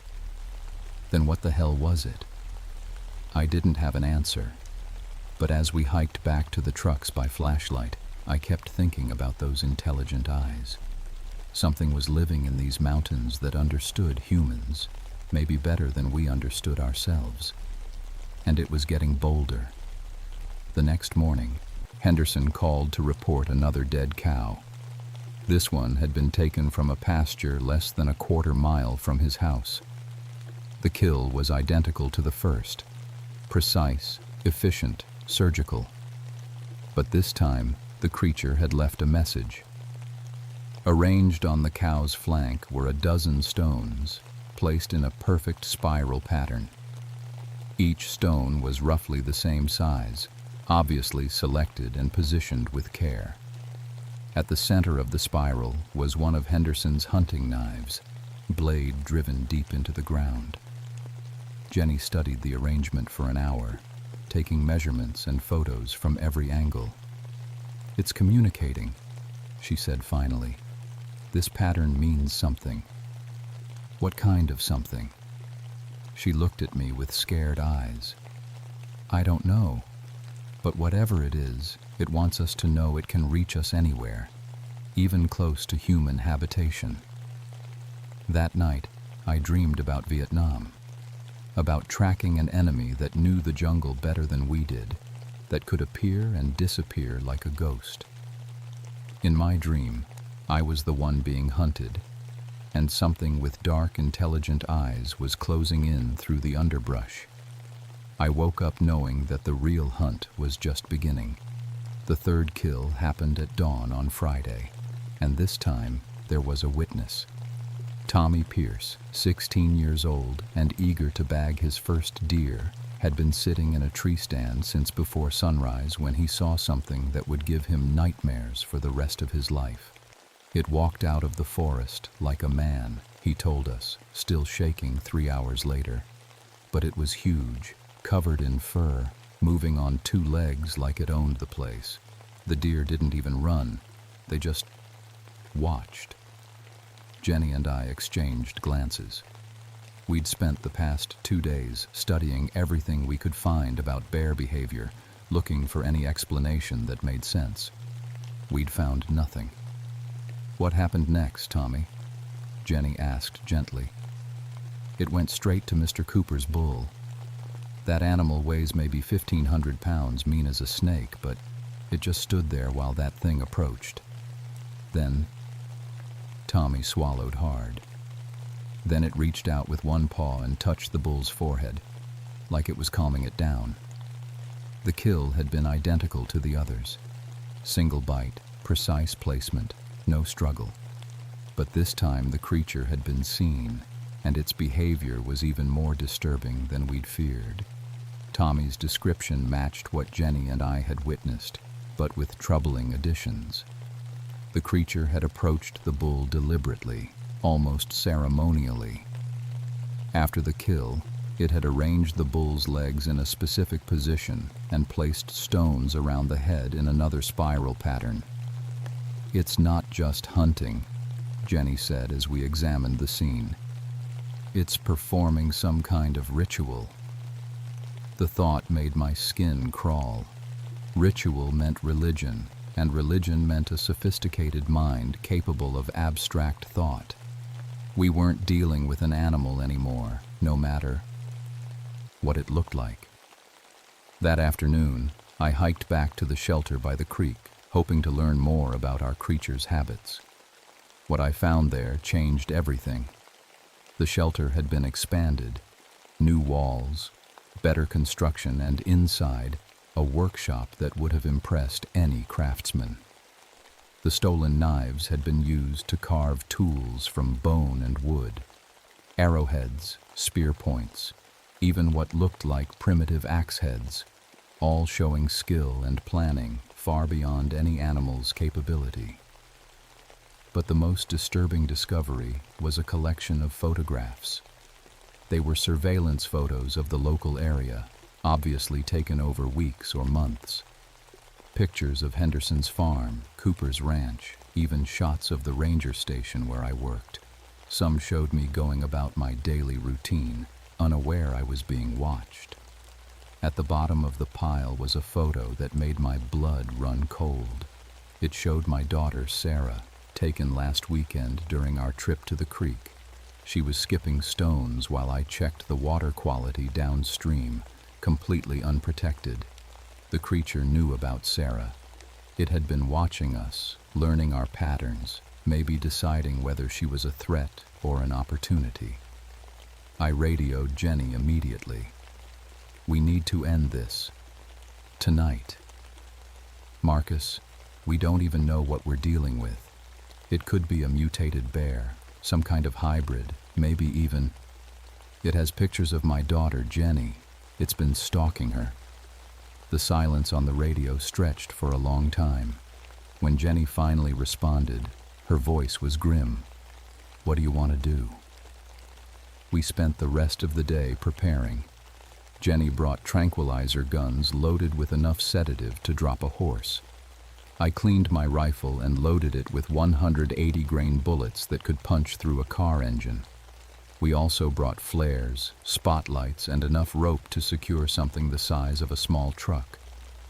As the sun set, we took positions near the creek shelter.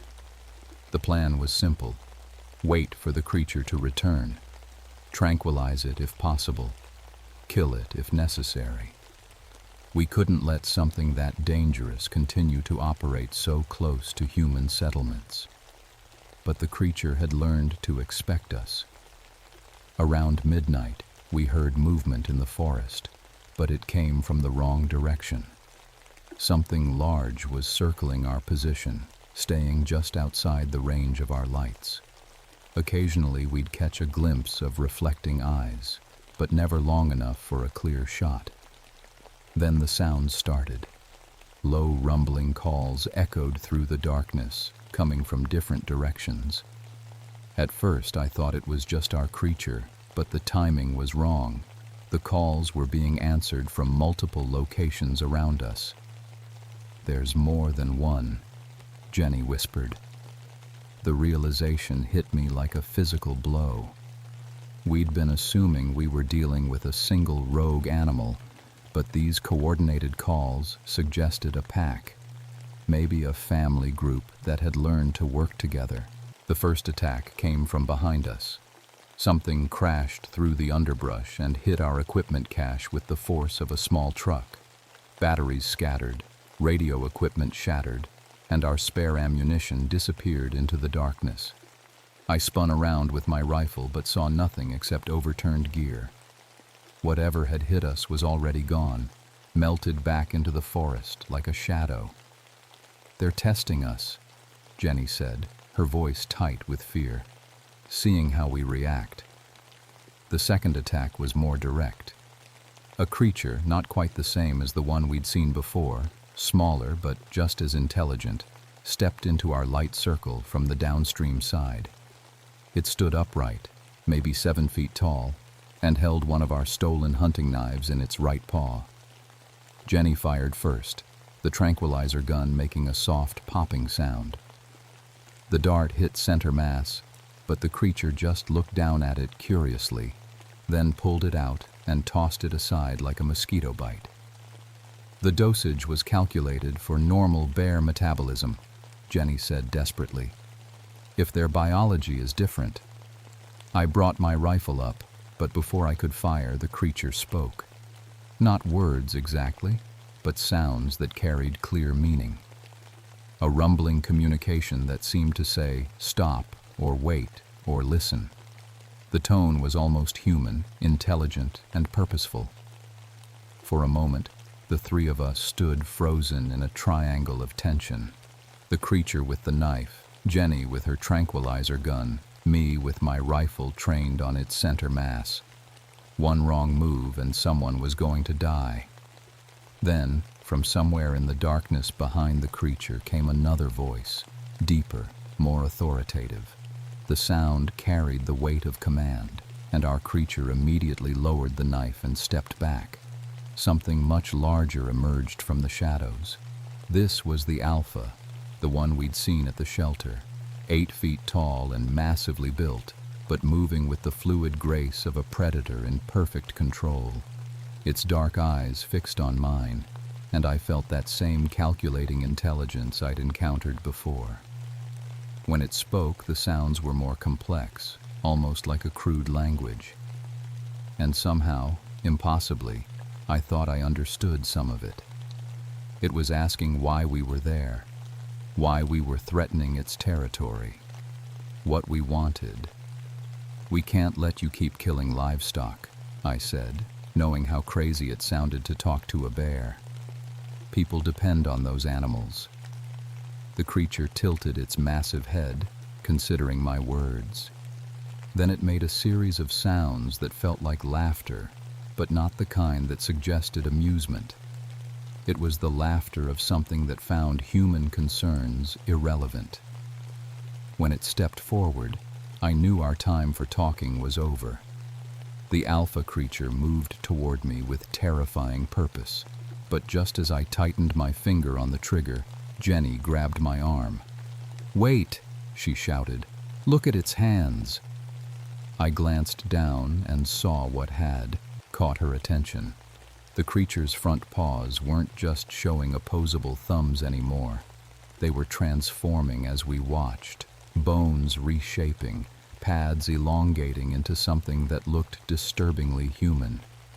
"It's changing," Jenny whispered in amazement. "Real-time evolution or something else entirely." The creature stopped and held up one transforming paw, examining it like it was studying its own metamorphosis. When it looked back at us, I saw something in its eyes that made my stomach drop. Recognition, not just animal intelligence, but human awareness. The mind behind those dark eyes wasn't just smart. It remembered being something else. "You understand, don't you?" I said carefully. "You remember being human." The creature made a sound that could have been a sob or a growl. It touched its changing hand to its massive chest, then pointed at itself and made a series of carefully articulated sounds. "Whit, more, James, Whit, more." Jenny gasped beside me. "Dr. James Whitmore, the researcher who went missing 2 years ago. He was studying black bear behavior in this area, working on some kind of experimental treatment for cancer." Memories clicked into place. I'd been part of the search team when Whitmore vanished in 1982. We'd found his campsite torn apart, assumed a bear attack, but never recovered a body. The case was closed as death by misadventure. The creature, Whitmore, nodded when he heard his name. His attempts at speech became more desperate, more urgent. Through the bear-like huffs and growls, I could hear fragments of human language struggling to emerge. "Help. Me," he managed to say. "Can't control it." Jenny stepped forward slowly, her scientific curiosity overriding fear. "What happened to you, James? What kind of treatment were you using?" Whitmore made a sound of frustration and began drawing in the dirt with one massive claw. Crude symbols that looked like chemical formulas, then sketches that showed a human figure changing into something else. Experimental gene therapy, Jenny translated as she watched. Something designed to enhance immune response by incorporating animal characteristics. But it went wrong. The smaller creature that had been with Whitmore moved closer, and I saw the same human intelligence in its eyes. Another victim, another researcher who'd been transformed by whatever Whitmore had been working on. "How many of you are there?" I asked. Whitmore held up his partially human hand, fingers splayed. 5 of them, all trapped between human consciousness and bare physiology, all driven by instincts they couldn't fully control. "The livestock killings," Jenny said. "You're still trying to act human, but the bear nature is too strong during certain times." Whitmore nodded miserably. He began drawing again, showing phases of the moon, indicating that the transformations and loss of control were cyclical. During the new moon, they could think clearly, almost manage human speech. But as it waxed toward full, the animal nature took over completely. "Tomorrow night is the full moon," I realized. "That's why you came to us now, while you can still think." What happened next changed everything. Whitmore reached into the thick fur around his neck and pulled out a small waterproof container. Inside were pages covered with detailed notes in shaky handwriting, his research journals documenting the entire transformation process. The treatment had been designed to give cancer patients the regenerative abilities of bears. Whitmore had tested it on himself first, watched it work beyond his wildest hopes. His cancer was cured, his body stronger than it had ever been. But the treatment had incorporated more bear DNA than he'd expected. With each passing month, more of his human genetics were being overwritten. Soon, he'd lose the ability to think in human terms altogether. He and his colleagues would become true animals, but with the hunting intelligence they'd retained from their human lives. "We're dangerous," he managed to say. "Tomorrow night. Can't stop ourselves." Jenny was reading through his notes frantically. There might be a way to reverse it. His original formulation included a neutralizing agent, but it was never tested. The window is closing, though. Once the transformation reaches a certain point, it becomes permanent. Whitmore nodded and pointed to himself, then to his companions in the shadows. They were all close to the permanent threshold. This might be their last chance to choose what they became. "The neutralizing agent is at your old lab," Jenny continued, "but the dosage would have to be exact, and someone would need to administer it during the peak transformation tomorrow night, when the bear DNA is most active." I understood what she was asking. Someone would have to get close enough to inject a potentially lethal dose into 5 creatures that would be in the grip of uncontrollable animal fury. "There's something else," Whitmore said, his voice becoming less human by the minute. "Others, coming, military, want to study." My blood went cold. If word had gotten out about Whitmore's transformation, there would be teams coming to capture him and his colleagues. Whatever government program had originally funded his research wouldn't want loose ends running around the Virginia mountains. We had maybe 24 hours before this forest was crawling with soldiers who saw Whitmore's group as either weapons to be weaponized or threats to be eliminated. "We'll help you," I said finally, "but you have to trust us completely. And if the treatment doesn't work..." Whitmore met my eyes and nodded. He understood that I'd have to kill him and his companions if they couldn't be saved. It was the only way to protect innocent people from what they might become. As dawn broke, we made plans that sounded like pure insanity. Jenny would return to town to gather the necessary chemicals and equipment for the neutralizing agent. I would stay with Whitmore's group, trying to keep them calm and hidden until the treatment could be administered. But as I watched Whitmore struggle to maintain human awareness while his body continued its terrible transformation, I wondered if we were already too late. The full moon was rising, and with it came the beast that James Whitmore was fighting so desperately not to become. The neutralizing treatment had to be administered at the exact moment of peak transformation, when the subjects were most bear-like, but before the change became irreversible. Jenny calculated that window at approximately 2 hours after moonrise. We set up in a clearing near the creek, with Whitmore and his 4 colleagues arranged in a rough circle. As the moon climbed higher, I watched 5 brilliant minds slip away into animal consciousness.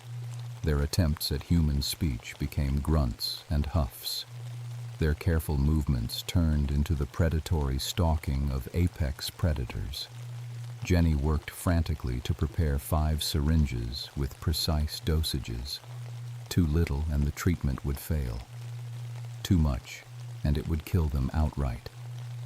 She'd had to estimate body weights and metabolic rates for beings that had never existed before. "Marcus, they're losing it," she whispered as one of the smaller creatures began pacing restlessly around our equipment. Whitmore was fighting the transformation hardest, but even he was slipping. His eyes were losing their human awareness, becoming the calculating gaze of a predator sizing up potential prey. When the moment came, everything went wrong at once. The largest of Whitmore's colleagues, a woman who'd been his research partner before the transformation, suddenly charged our position. 800 pounds of muscle and claws moving faster than anything that size had a right to move. I fired my rifle, aiming for her shoulder, hoping to slow her down without killing her. The bullet spun her around but didn't drop her. She came again, roaring with rage and pain. Jenny managed to inject her with the neutralizing agent mid-charge, but we had no way to know if it would work in time. The creature hit me like a freight train, driving us both to the ground. For 30 seconds, we wrestled in the dirt while I tried to keep her massive jaws away from my throat. Her breath was hot and rank, her strength beyond anything human. Just when I thought she'd tear my head off, she suddenly went limp. The transformation was reversing. Fur receded, bone structure shifted, and within minutes I was holding an unconscious woman in torn clothing instead of a monster. "It works!"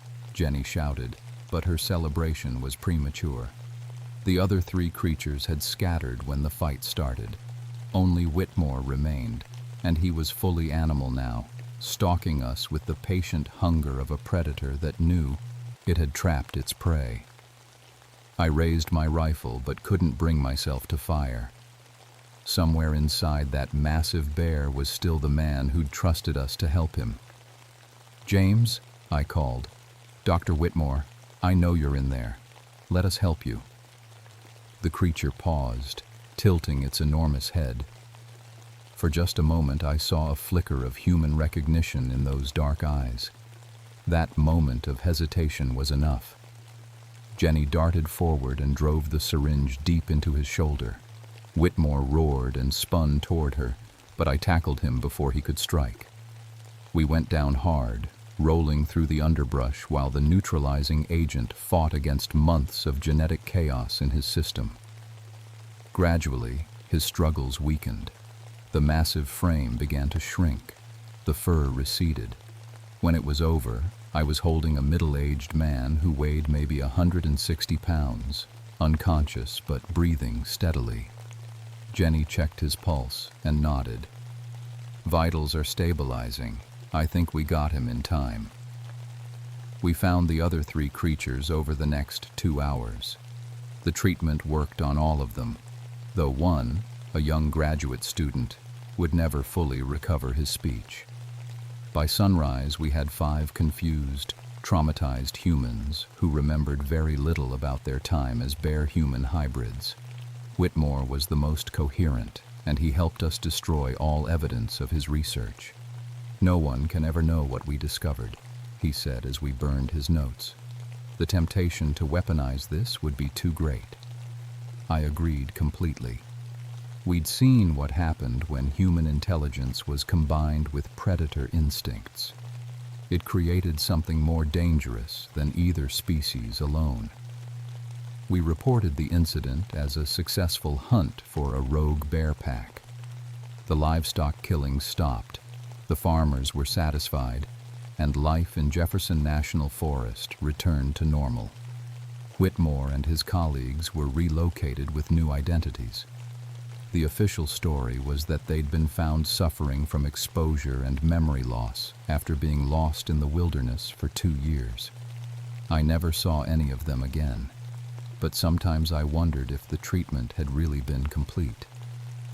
On quiet nights in the forest, I'd find myself listening for sounds that might be more than animal, watching for tracks that showed too much intelligence. 3 months later, I requested a transfer to fire lookout duty. I told my supervisor I needed the solitude, the peace of watching for smoke from a tower above the tree line.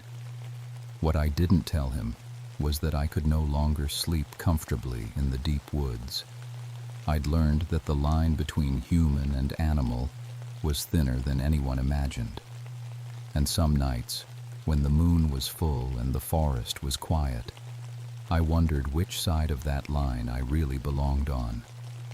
The mountains still call to me, even now, but I answer from a distance, always watching, always remembering the eyes of something that was once human and might be. Again, some transformations I learned leave marks that never fully heal.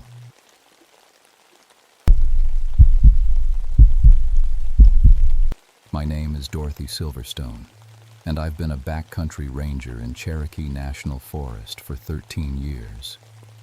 People call me Dot. Most folks think being a ranger means sitting in a tower watching for fires. But winter duty is different. When blizzards hit these mountains, I'm the one who goes out to find people who got caught in the storm. I learned mountain rescue on the ski slopes in Colorado before I came to Tennessee. Back then, I was trying to prove a woman could do anything a man could do. Still am, I guess. Being the first female backcountry ranger here means every mistake gets noticed twice as much. That February morning started like any other winter day. Janet made coffee while I checked my gear. We'd been together 3 years, but nobody at work knew that. 1973 wasn't a good time to be open about loving another woman, especially not in a job where men already questioned if I belonged. "Radio says the storm's getting worse," Janet said, handing me the steaming cup. Snow was already falling hard outside our cabin. I kissed her cheek. Just another Tuesday in the mountains. The call came in around noon. 2 hikers hadn't returned from a 3-day trip up Roan Mountain. Newlyweds from Atlanta who thought February was a good time for a romantic getaway. The storm had turned into a full blizzard overnight, with winds hitting 60 miles per hour and temperatures dropping to 15 below zero. My supervisor, Bill Henderson, was a decent guy who'd given me a chance when others wouldn't. "You sure you want to take this one alone, Dot? We could wait for the storm to pass." "Those kids are freezing out there right now," I said, loading my rescue pack. "Every hour we wait makes it worse." He nodded.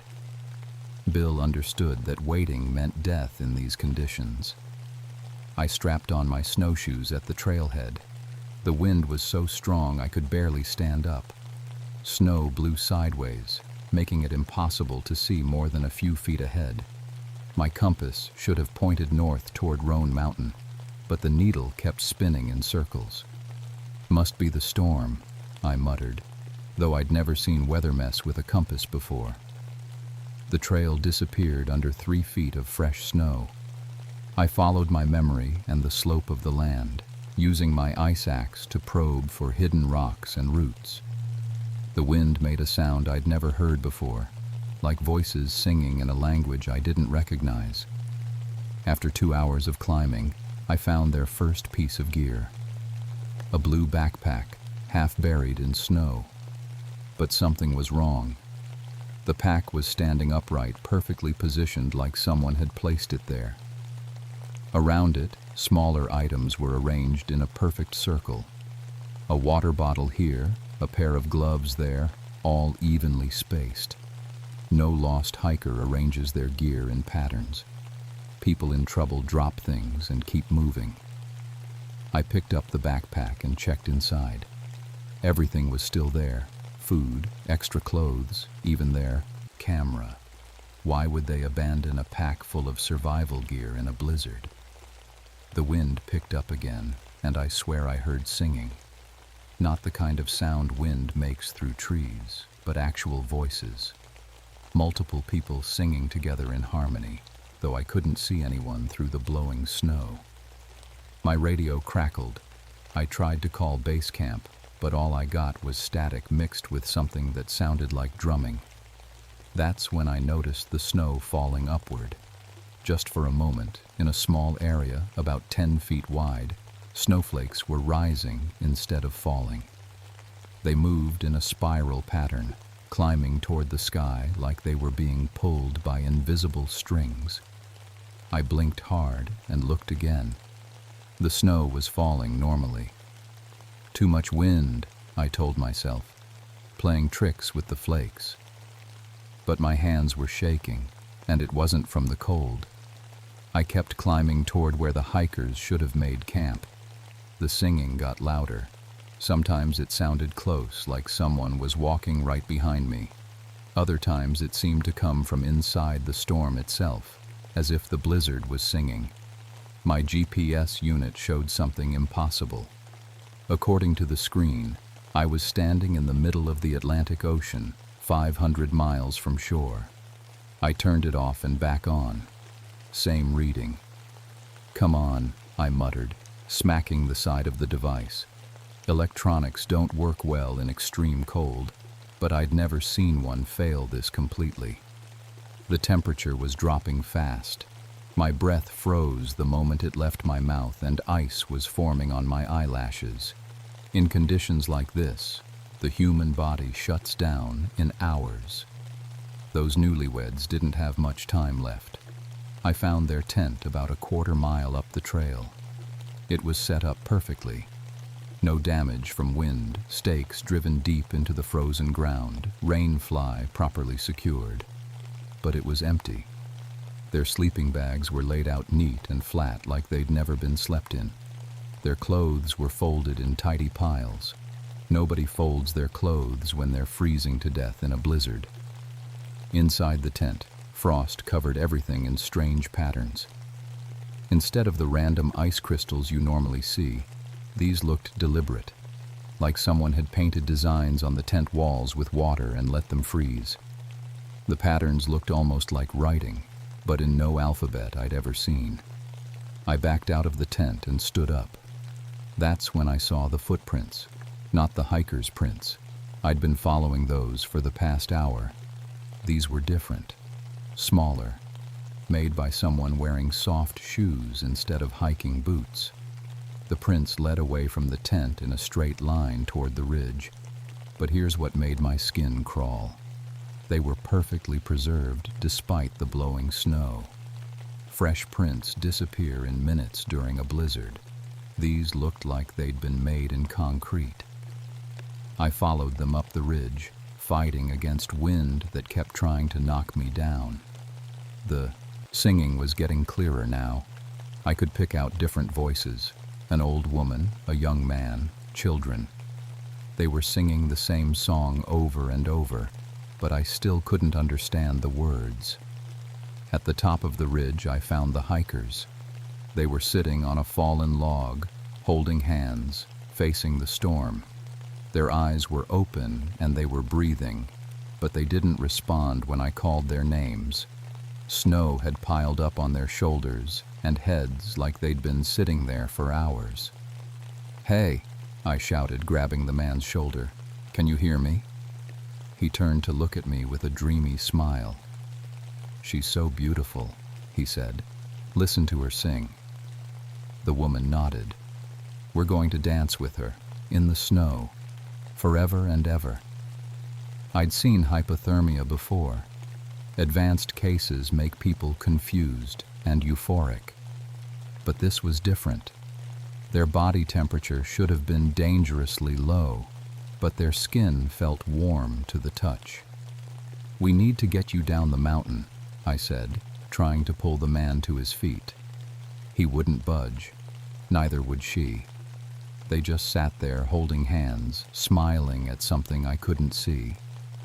That's when I noticed we weren't alone. There was someone else on the ridge. A woman in a long dress, standing about 50 yards away. She seemed unaffected by the wind and snow.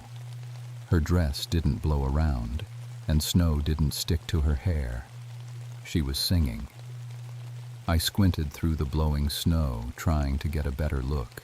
The woman was elderly, with long gray hair braided down her back.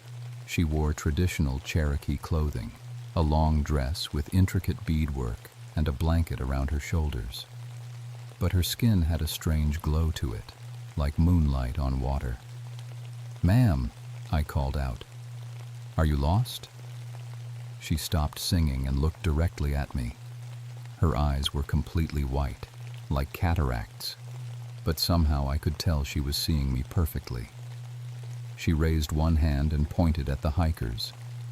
The temperature dropped 20 degrees in an instant. Ice formed on my jacket so fast I could hear it crackling. The hikers stood up in perfect unison, still holding hands, and began walking toward the woman. "Stop!" I shouted, but they didn't listen. They walked through the deep snow like it was solid ground, their feet not sinking at all. I tried to follow, but with each step the snow got deeper. Soon I was struggling through drifts up to my waist while they walked easily across the surface. The woman in the dress began singing again. This time I understood some of the words. Not because I spoke Cherokee, but because somehow the meaning appeared in my mind. "Come home, lost children. Come home to the mountain. Come dance in the snow that never melts." The hikers reached her and took her hands. All three of them began to glow with that same moonlight radiance. Then they turned and walked toward the edge of the ridge, where a cliff dropped off into darkness. "No!" screamed, fighting through the snow, but I was too far away. They stepped off the cliff and vanished. I scrambled to the edge and looked down. The cliff face was smooth rock covered in ice. No broken bodies at the bottom. No sign they'd ever existed. But I could still hear them singing, somewhere in the storm below. I stood at that cliff edge for 10 minutes, shining my flashlight down into the darkness and calling their names. Nothing. The wind had died down, and the only sound was my own breathing. My radio crackled to life. "Dot, this is base camp. What's your location?" I fumbled for the radio with numb fingers. "Bill, I found them, the hikers, but something's wrong up here. Really wrong." "What's your status? Are they injured?" How do you explain that 2 people walked off a cliff and disappeared? How do you tell your boss that a woman in traditional Cherokee dress made them do it by singing? I need backup, and maybe someone who speaks Cherokee." Static filled the radio for a long moment. "Cherokee? Dot, are you okay? You're not making sense. There's someone else up here, an elderly Cherokee woman. I think she's in trouble too." "Negative, Dot. You're the only person on that mountain. GPS shows you're completely alone." I looked around. The ridge was empty now, except for me and the abandoned tent below. The strange footprints were gone, covered by fresh snow. Even the circular arrangement of gear had been scattered by the wind. But I saw her. I saw all 3 of them. "Dot, you've been out in severe conditions for 4 hours. Hypothermia can cause hallucinations. I need you to start heading back down immediately." Maybe he was right. Maybe the cold was getting to me. But I knew what I'd seen. I made my way back to the hiker's tent to gather evidence. If they were really gone, I needed to bring back their gear. But when I unzipped the tent door, I found them inside. The young man and woman were in their sleeping bags, zipped up to their chins, eyes closed. They looked peaceful, like they were having pleasant dreams. "Thank God," I whispered, crawling into the tent. "I thought you were—" I reached out to shake the man's shoulder, and my hand went right through him. They were there, but not there, like looking at people through water. I could see them clearly, but when I tried to touch them, there was nothing but cold air. They opened their eyes at the same time and smiled at me. "She's coming for you next," the woman said in a voice that sounded like wind through pine trees. "The Winter Witch. She's been waiting so long for someone like you." "Someone who belongs to the mountain," the man added. "Someone who understands the cold." Their forms began to fade like melting ice. "She needs a new guardian. The old ways are dying, but the mountain remembers."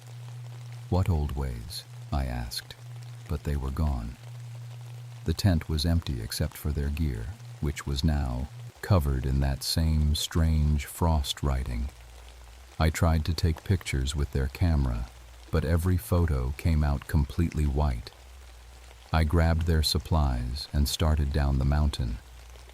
The storm was getting worse, and I was starting to doubt my own sanity, but I'd only made it 100 yards when I heard my name being called.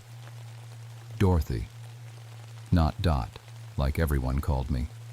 Dorothy, pronounced the old way, like my grandmother used to say it. I turned around. The Cherokee woman was standing behind me, close enough to touch. Up close, I could see she was beautiful, despite her age. Her face was unlined but ancient, like she'd been carved from mountain stone. "You're not supposed to be up here in this weather," I said, falling back on ranger training. "Let me help you get to shelter." She smiled. "I am the shelter. I am the storm. I am the mountain's memory of winter." "I don't understand." "Your people came to our sacred places. They cut down the old trees. They built roads where no roads should be. They forgot the mountain has a spirit." Wind began swirling around us, but strangely, I felt warmer instead of colder. I tried to warn them gently, moved their equipment, made them feel unwelcome. But they kept coming, so I called the winter to drive them away. The hikers are safe. They dance with the winter spirits now. No cold can harm them. No hunger can touch them. She stepped closer. "You could join them, Dorothy. You understand the mountain better than most." I thought about my life. 13 years of proving myself to men who didn't think I belonged. Fighting for respect I might never get. Coming home exhausted to Janet, who worried every time I went out on a dangerous call. The Winter Witch held out her hand. "No more struggling. No more fighting to prove your worth. Just peace. Just the mountain and the snow and the eternal dance."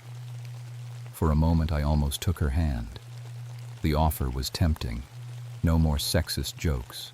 No more dangerous rescues. Just quiet and cold and... Janet's face flashed in my mind. She'd be waiting for me at home, probably making soup and worrying about the storm. If I disappeared, she'd never know what happened to me. "I can't," I said. "I have someone who needs me." The Winter Witch's expression changed. The kindness disappeared, replaced by something ancient and angry. "Then you will know the price of refusing the mountain's gifts." She raised her arms, and the storm exploded around us with fury I'd never experienced.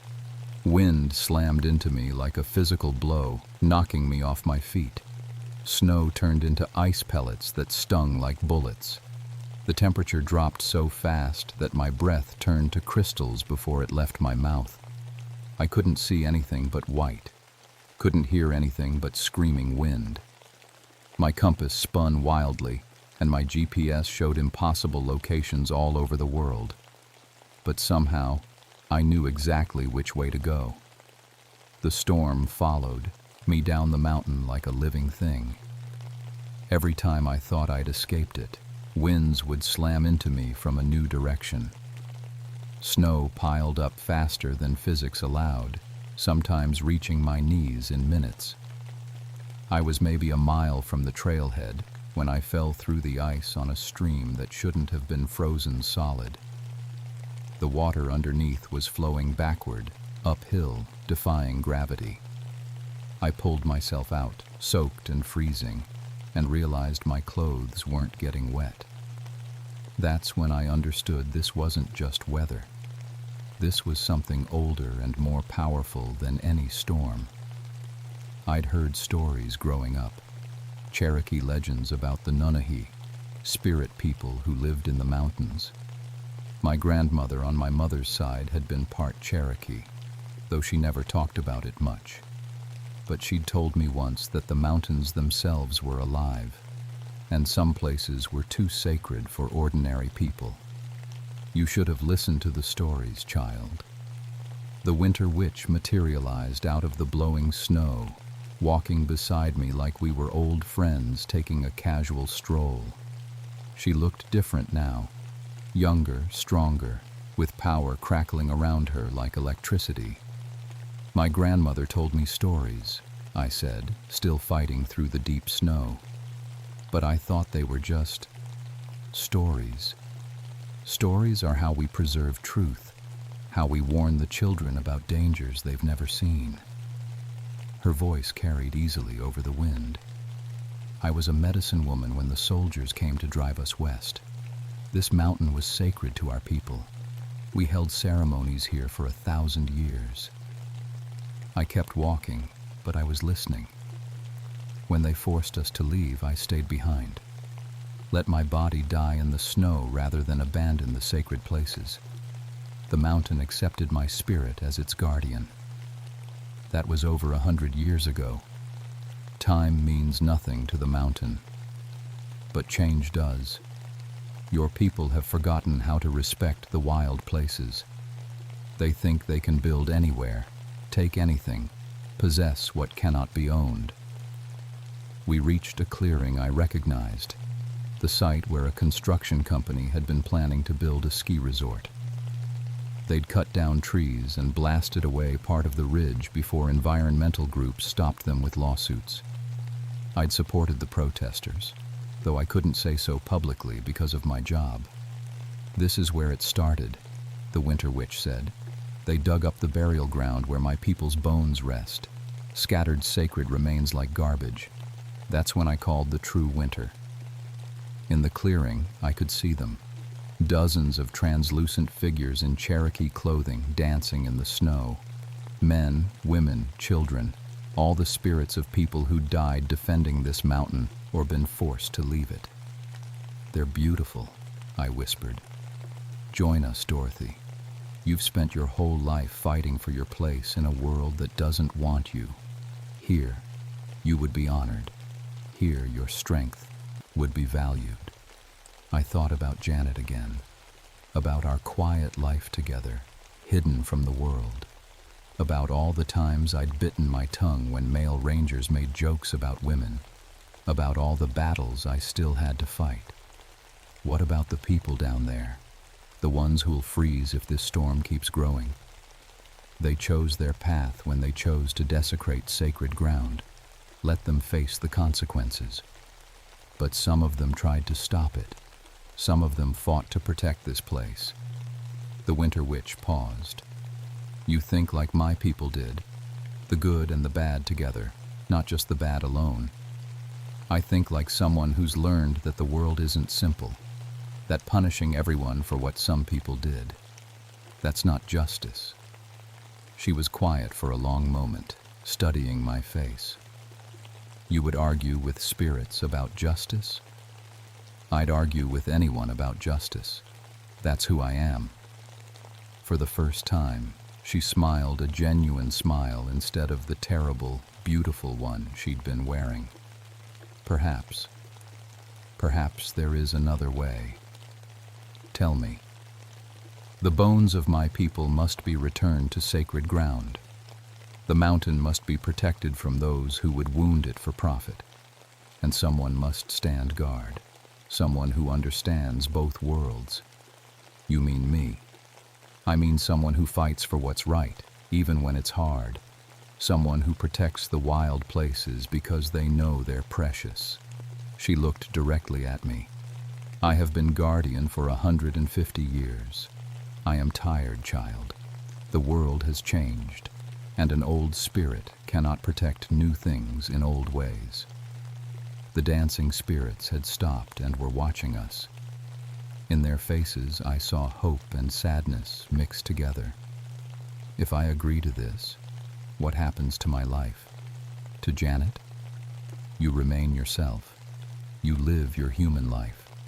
But when the mountain is threatened, when the sacred places need protection, you answer the call. The winter obeys you. The mountain speaks to you.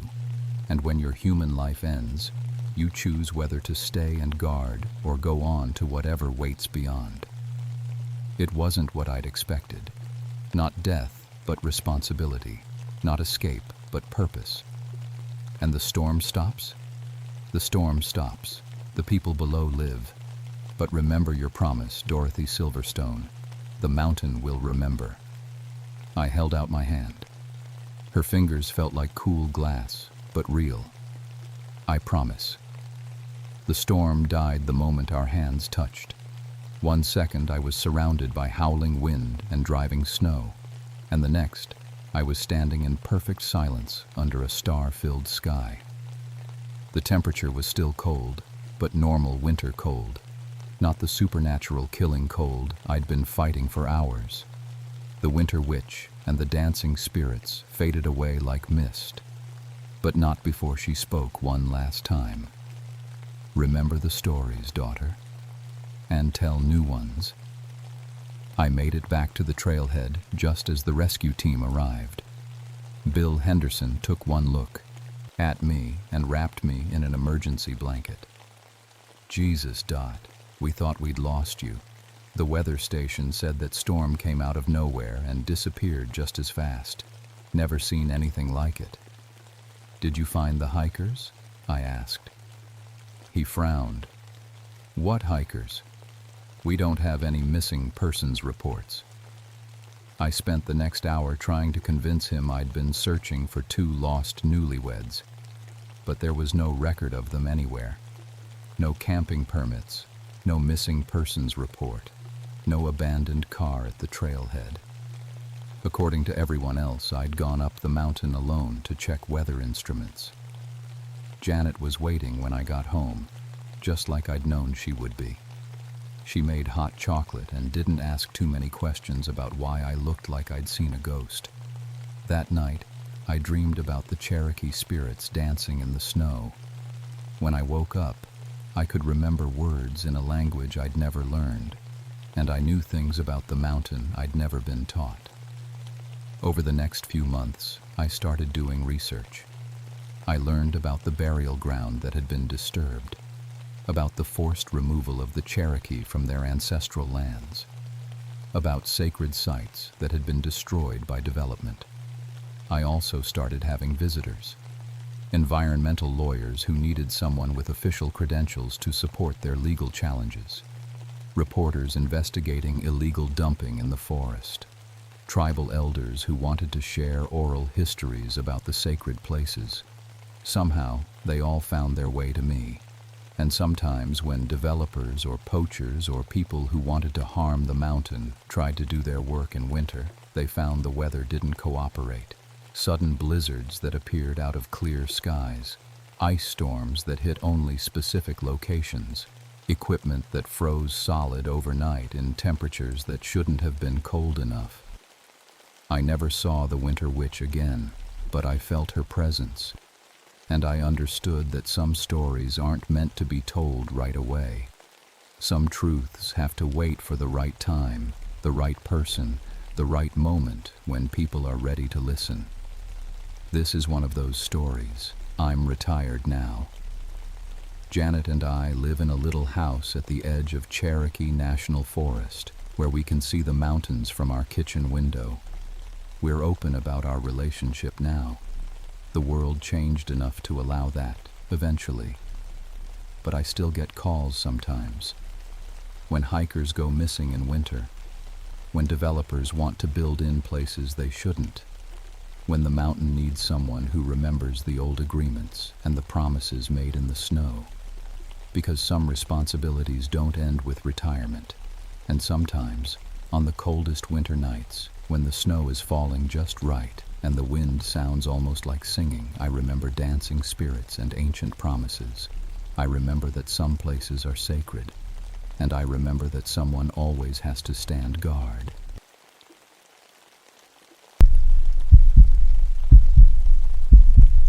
My name is Samuel Ironwood, and I've been a park ranger for 19 years. Before that, I was something I'm not proud of, a strip mining engineer.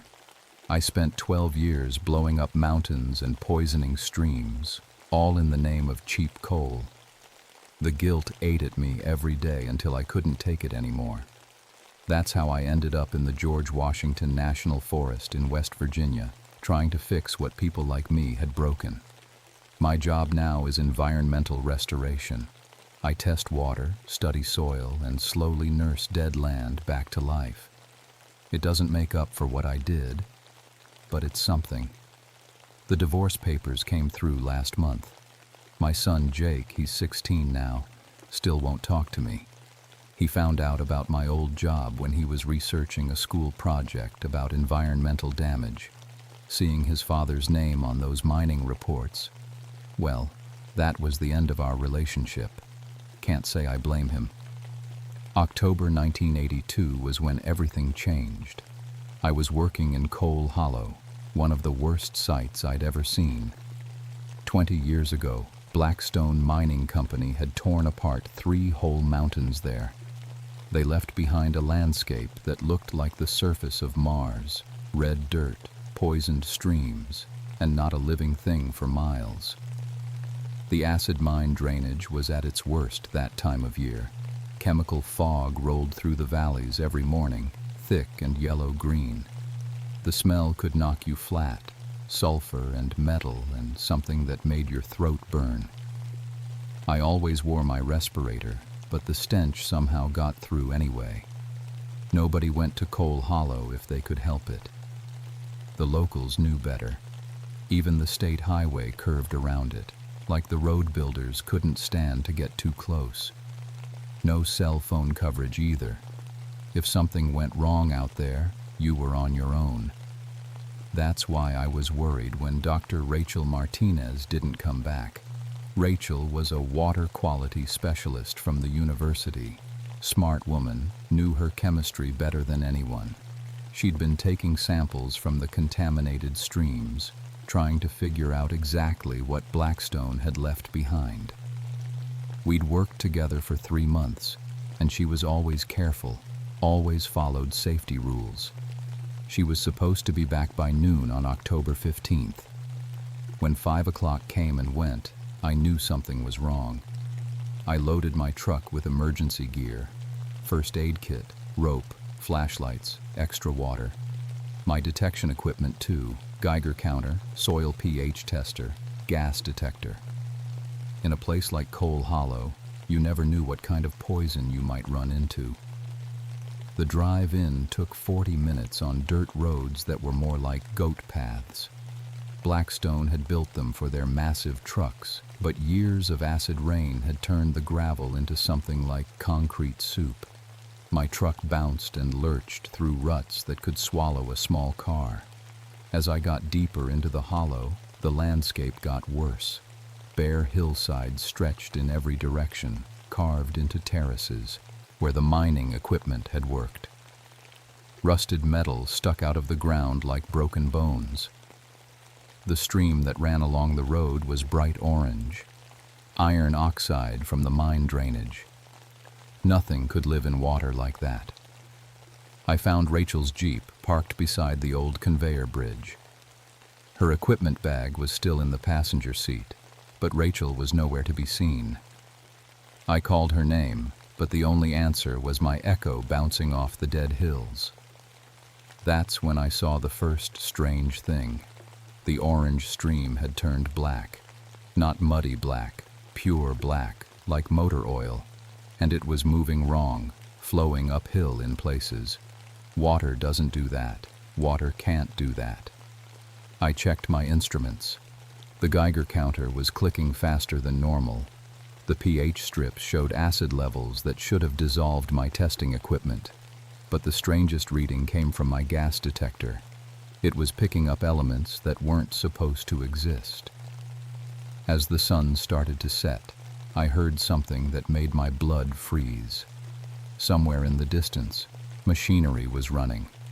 Big machinery, the kind of equipment Blackstone used to tear up mountains. But Blackstone had been gone for 20 years. I followed the sound deeper into the hollow, my flashlight cutting through the gathering dark. The mechanical noise got louder, a rhythmic grinding and scraping that I knew too well. It was the sound of a dragline excavator, a machine the size of a building that could move mountains one scoop at a time. My boots crunched on ground that felt wrong under my feet. It should have been solid after 20 years, but it shifted and settled like fresh fill. The Geiger counter in my hand was going crazy now, clicking so fast it sounded like static. Around a bend in the dirt road, I saw it. The old Blackstone dragline, machine number 4047, sat exactly where it had been abandoned 2 decades ago. Except it wasn't abandoned anymore. The massive boom was moving, the bucket swinging in slow, deliberate arcs. Diesel exhaust poured from its stack, black smoke that seemed to glow in my flashlight beam. This was impossible. The machine had no fuel, no operator. Hell, most of its electrical systems had been stripped for scrap years ago. But there it was, working away like it was 1962 all over again. I crept closer, staying low behind a pile of mining debris. Through the machine's grimy windows, I could see the operator's cab. Someone was sitting in the driver's seat. No, not someone. Something. The figure was too thin, too tall. Its movements were jerky, like a marionette. When it turned its head toward me, I saw empty eye sockets in a face that was more shadow than flesh. That's when I found Rachel. She was in the dragline's bucket, 50 feet off the ground. But what I saw made my stomach turn inside out. Rachel wasn't just dead. She'd been dissolved. Her clothes were intact, but everything inside them had turned into a thick, black liquid that dripped through the bucket's steel mesh. The thing in the operator's cab turned to look at me again. When it opened its mouth, the voice that came out was like grinding metal. "You built this," it said. "You drew the plans." I ran. My truck started on the 3rd try, and I drove those mountain roads faster than anyone should drive them in the dark. Behind me, I could hear the dragline's engine getting louder, but when I looked in my mirror, I saw something that made no sense. The machine was following me. A 200-ton excavator was moving down a dirt road at highway speed, its tracks chewing up everything in their path. The boom swung back and forth like a tail, and in the bucket, Rachel's remains sloshed like soup. I floored the gas pedal. My truck shot out of the hollow, doing 60 on roads meant for 20. But no matter how fast I went, the dragline kept pace. When I hit the main highway and really opened her up, the machine just vanished. 1 second it was there in my mirrors. The next it was gone. I drove straight to the sheriff's office in Beckley. Sheriff Tommy Morrison had been a friend since my ranger days started. He listened to my story with the patience of someone who'd heard plenty of crazy tales from people who spent too much time alone in the woods. "Sam," he said when I finished, "you been drinking?" "Not a drop. Taking any medications. Stress can make a man see things." I pulled out my gas detector and showed him the readings. You know what thorium-251 is, Tommy? Because my equipment says there's a cloud of it hanging over Coal Hollow. Problem is, thorium-251 doesn't exist. It can't exist. The atomic structure is impossible. Tommy looked at the display, frowning. Could be a malfunction. Could be, but Dr. Martinez is still missing, and I found her Jeep. That got his attention. Missing persons were serious business, even when the person reporting it sounded half crazy. Tommy promised to send a search team out in the morning. I went home to my empty trailer and tried to sleep. But every time I closed my eyes, I saw that thing in the operator's cab. And I heard its words. You built this. You drew the plans. The worst part was, it was right. I had drawn plans for Blackstone's Coal Hollow operation. I'd calculated exactly how to strip those mountains most efficiently. I'd designed the waste ponds that poisoned the streams. I'd signed off on safety shortcuts that killed 23 men over the years. Machine 407 was one of mine. I'd specified its location, its operating parameters, even the angle of its tracks. Every ton of earth it had moved, every gallon of poison it had released. I was responsible. Now something was using my machine to hunt me. The search team found Rachel's Jeep the next morning, exactly where I'd said it would be. But they didn't find Rachel. They didn't find any sign of machinery either. The dragline sat silent and still, exactly as it had been for 20 years. Tracks are all wrong, Deputy Martinez told me later. No relation to Dr. Martinez, just an unlucky coincidence. Ground's been chewed up, sure enough, but the marks go in circles, like something was just spinning its wheels. Sheriff Morrison didn't say much when I met him at the site. He walked around Rachel's Jeep, took some pictures, collected her equipment bag. The stream was back to its normal orange color. My gas detector showed normal readings. Well, normal for a poisoned wasteland. You sure about what you saw? Morrison asked. I wasn't sure about anything anymore. In daylight, with normal people around, my story sounded insane. But I knew what I'd seen. And I knew Rachel was dead. I want to stay and look around, I told Morrison. Maybe I missed something last night. He didn't like it, but he couldn't stop me. This was federal land, and I was the ranger. After the sheriff's people left, I was alone again in Coal Hollow. That's when things got really bad. I started with Rachel's last known location, the old water treatment pond where she'd been taking samples. The pond was about the size of a football field, filled with chemical sludge that had been settling for 20 years. The stuff was so toxic it glowed faintly green in broad daylight. My instruments went haywire as soon as I got close. The Geiger counter screamed like a smoke alarm. The pH tester showed readings that would have eaten through steel. And my gas detector started picking up those impossible elements again. Thorium-251, uranium-340, something called element 126 that shouldn't exist in this universe. But the strangest thing was the sound. Mechanical humming, just at the edge of hearing. It seemed to come from underground, like there were machines working deep beneath my feet. I was taking pictures of the sludge when I heard voices, men's voices, calling out orders in the thick accent of local coal miners. Watch that cable.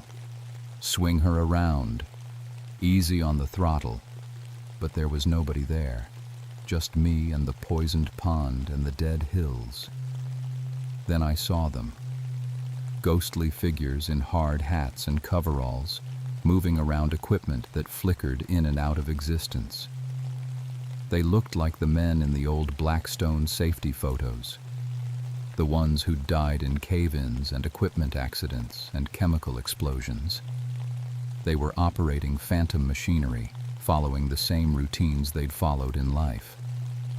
One of them looked right at me. His face was burned away, probably from the acid spill that killed him in 1967. When he spoke, his voice echoed inside my head. "You killed us, engineer. Your shortcuts, your cost-cutting, your reports that said everything was safe."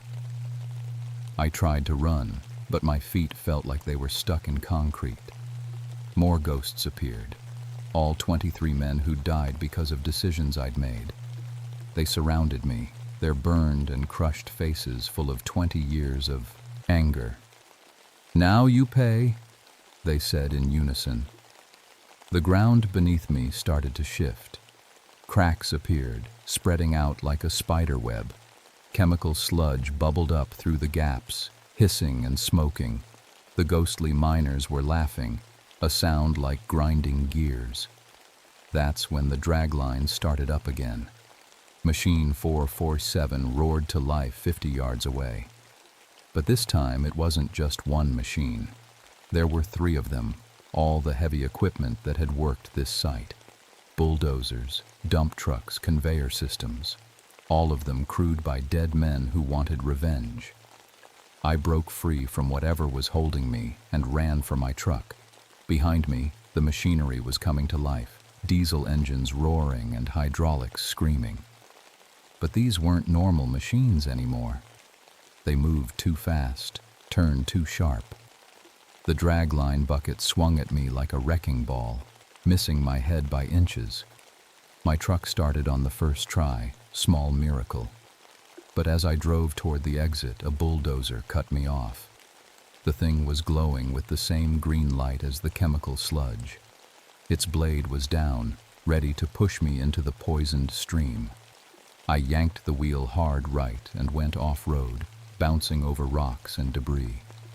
In my mirror, I could see all the machinery following me, a parade of ghost equipment operated by dead men. They chased me to the edge of Coal Hollow. Then, just like before, they vanished. But this time I understood what was happening. The pollution wasn't just chemical anymore.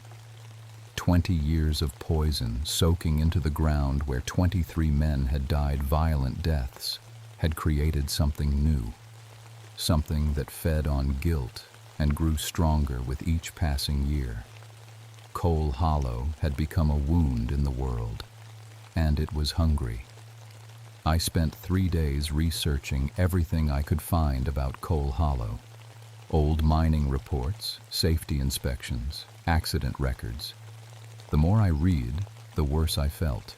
Every single death could have been prevented. The cave-in in 1965, I'd recommended using smaller support beams to save money. The chemical spill in 1967, I'd designed the waste system with inadequate containment. The equipment accident that killed 5 men in 1969, I'd approved a maintenance schedule that was too light. 23 dead men, and I'd killed them all with my pen. The thing in Coal Hollow wasn't just some random ghost. It was collective guilt made manifest. The poisoned land, the dead miners, the rusted equipment. It had all fused together into something that demanded justice. And it wasn't going to stop with Rachel. On the 4th day, I got a call from Sheriff Morrison. "Sam, we got problems. That chemical fog from Coal Hollow, it's spreading. Reached Miller's Creek this morning, killed every fish in the stream and made 3 kids sick just from breathing it." I knew this would happen. The entity, whatever it was getting stronger. Soon it would be strong enough to spread its poison across the whole region. Unless someone stopped it. Unless I stopped it. I drove back to Coal Hollow one last time. This time I brought everything I had.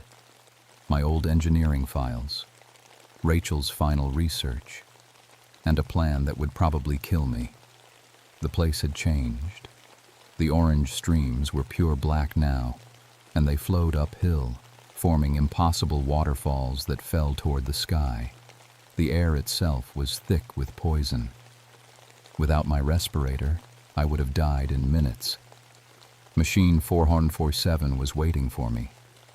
The dragline sat in the center of the hollow, its boom raised like a praying mantis ready to strike. The thing in the operator's cab had changed too. It was bigger now, more solid. The faces of all 23 dead miners flickered across its features like a slideshow of my guilt. "You came back," it said in 23 voices at once. "I came to make a deal." The thing laughed, a sound like breaking glass. "No deals, only justice." "Listen to me," I said, pulling out my engineering files. "These are my reports. Every decision that killed your people. I'll burn them all. I'll spend the rest of my life undoing the damage I caused." "Too late," the entity said. The dragline's engine roared. "The poison spreads. The dead multiply. Soon the whole mountain will be ours." That's when I made the hardest decision of my life. I pulled out the detonator. "This is thermite," I said, showing the device I'd rigged to my truck's gas tank. "Military grade. Hot enough to melt steel. I blow this thing and it takes me with it. But it also seals off the main chemical channel, cuts off your power source." The entity's face went rigid. "You would die?" "I've been dead for 20 years, ever since I signed my first mining report." I started walking toward the dragline. With each step, the machine's engine got louder, more angry. The boom swung toward me, but I kept walking. 23 men died because of my work," I shouted over the noise. "I can't bring them back, but I can make sure nobody else dies because of what I did." 50 yards from the machine. 40, 30. The entity was screaming now, all 23 voices at once. The dragline's tracks spun, digging deep furrows in the poisoned earth. But it wasn't moving toward me anymore. It was backing away. 20 yards. 10. I reached the base of the machine and placed my hand on the thermite charges I'd planted there 3 hours ago. The entity hadn't seen me do it. Ghosts might be able to control machines, but they apparently couldn't see through camouflage tarps. "Last chance," I said. "Leave this place. Let the land heal, or we all go together." The 23 voices spoke as one. "You destroyed us. I know. You poisoned our home. I know. You must pay. I am paying." I held up the detonator. The entity stared at me for a long moment. Then slowly, the dragline's engine shut down. The poisonous fog began to thin. The black streams started flowing downhill again. "Your guilt feeds us," the entity said quietly, "but your sacrifice starves us." The faces of the 23 miners appeared one last time, flickering across the operator's cab. This time they didn't look angry. They looked tired. "Fix it," they said. Then they were gone. The thermite charges were real, but I never had to use them. Whatever had possessed Coal Hollow seemed satisfied with my willingness to die for my mistakes. The next morning, the chemical fog was gone. The streams ran orange instead of black. The Geiger counter showed normal readings. It took me 6 months to get federal Superfund status for Coal Hollow. 6 months of reports and hearings and fighting with bureaucrats who didn't want to spend money on a dead zone. But I had something they couldn't ignore: Rachel's final research combined with my engineering knowledge. Together, they painted a picture of environmental damage that threatened the entire watershed. The cleanup took 5 years. 5 years of my life spent undoing 20 years of destruction. We pulled tons of contaminated soil, neutralized the acid drainage, replanted native vegetation. It wasn't enough. It could never be enough. But it was a start. My son Jake came to see the finished project last month. He's in college now, studying environmental science. He still doesn't forgive me for what I did, but he understands why I've spent the last 5 years fixing it. "Do you think they're at peace?" he asked, looking out over Coal Hollow. The place is green now, with clean streams and young trees. I thought about the 23 miners. and about Rachel, and about all the other victims of projects like Blackstone. I hope so, I said, but I don't think I'll ever be sure. Because late at night, when the wind blows through the hollow, I sometimes hear machinery running. Not angry anymore, just waiting, watching, making sure I keep my promises. Coal Hollow is clean now, but it remembers. And so do I. Every morning when I wake up, I think about the choices I made as a young engineer. I think about the men who died because I cut corners and the landscapes I helped destroy for profit. I think about Rachel Martinez, who died trying to understand what I'd done wrong. And every day, I try to do better. The guilt doesn't go away. Maybe it shouldn't. Maybe that's the price of redemption. Carrying the weight of your mistakes forever and using that weight to build something better.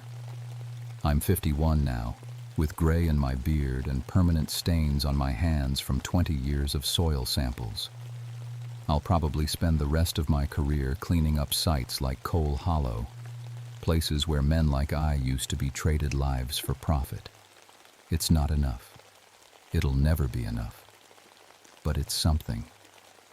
And in the quiet moments, when the wind carries the sound of healthy streams and growing trees, I think maybe that's all any of us can do. Fix what we can, remember what we can't, and try to make sure the ghosts of our mistakes don't rise again. Coal Hollow is peaceful now. I pray it stays that way.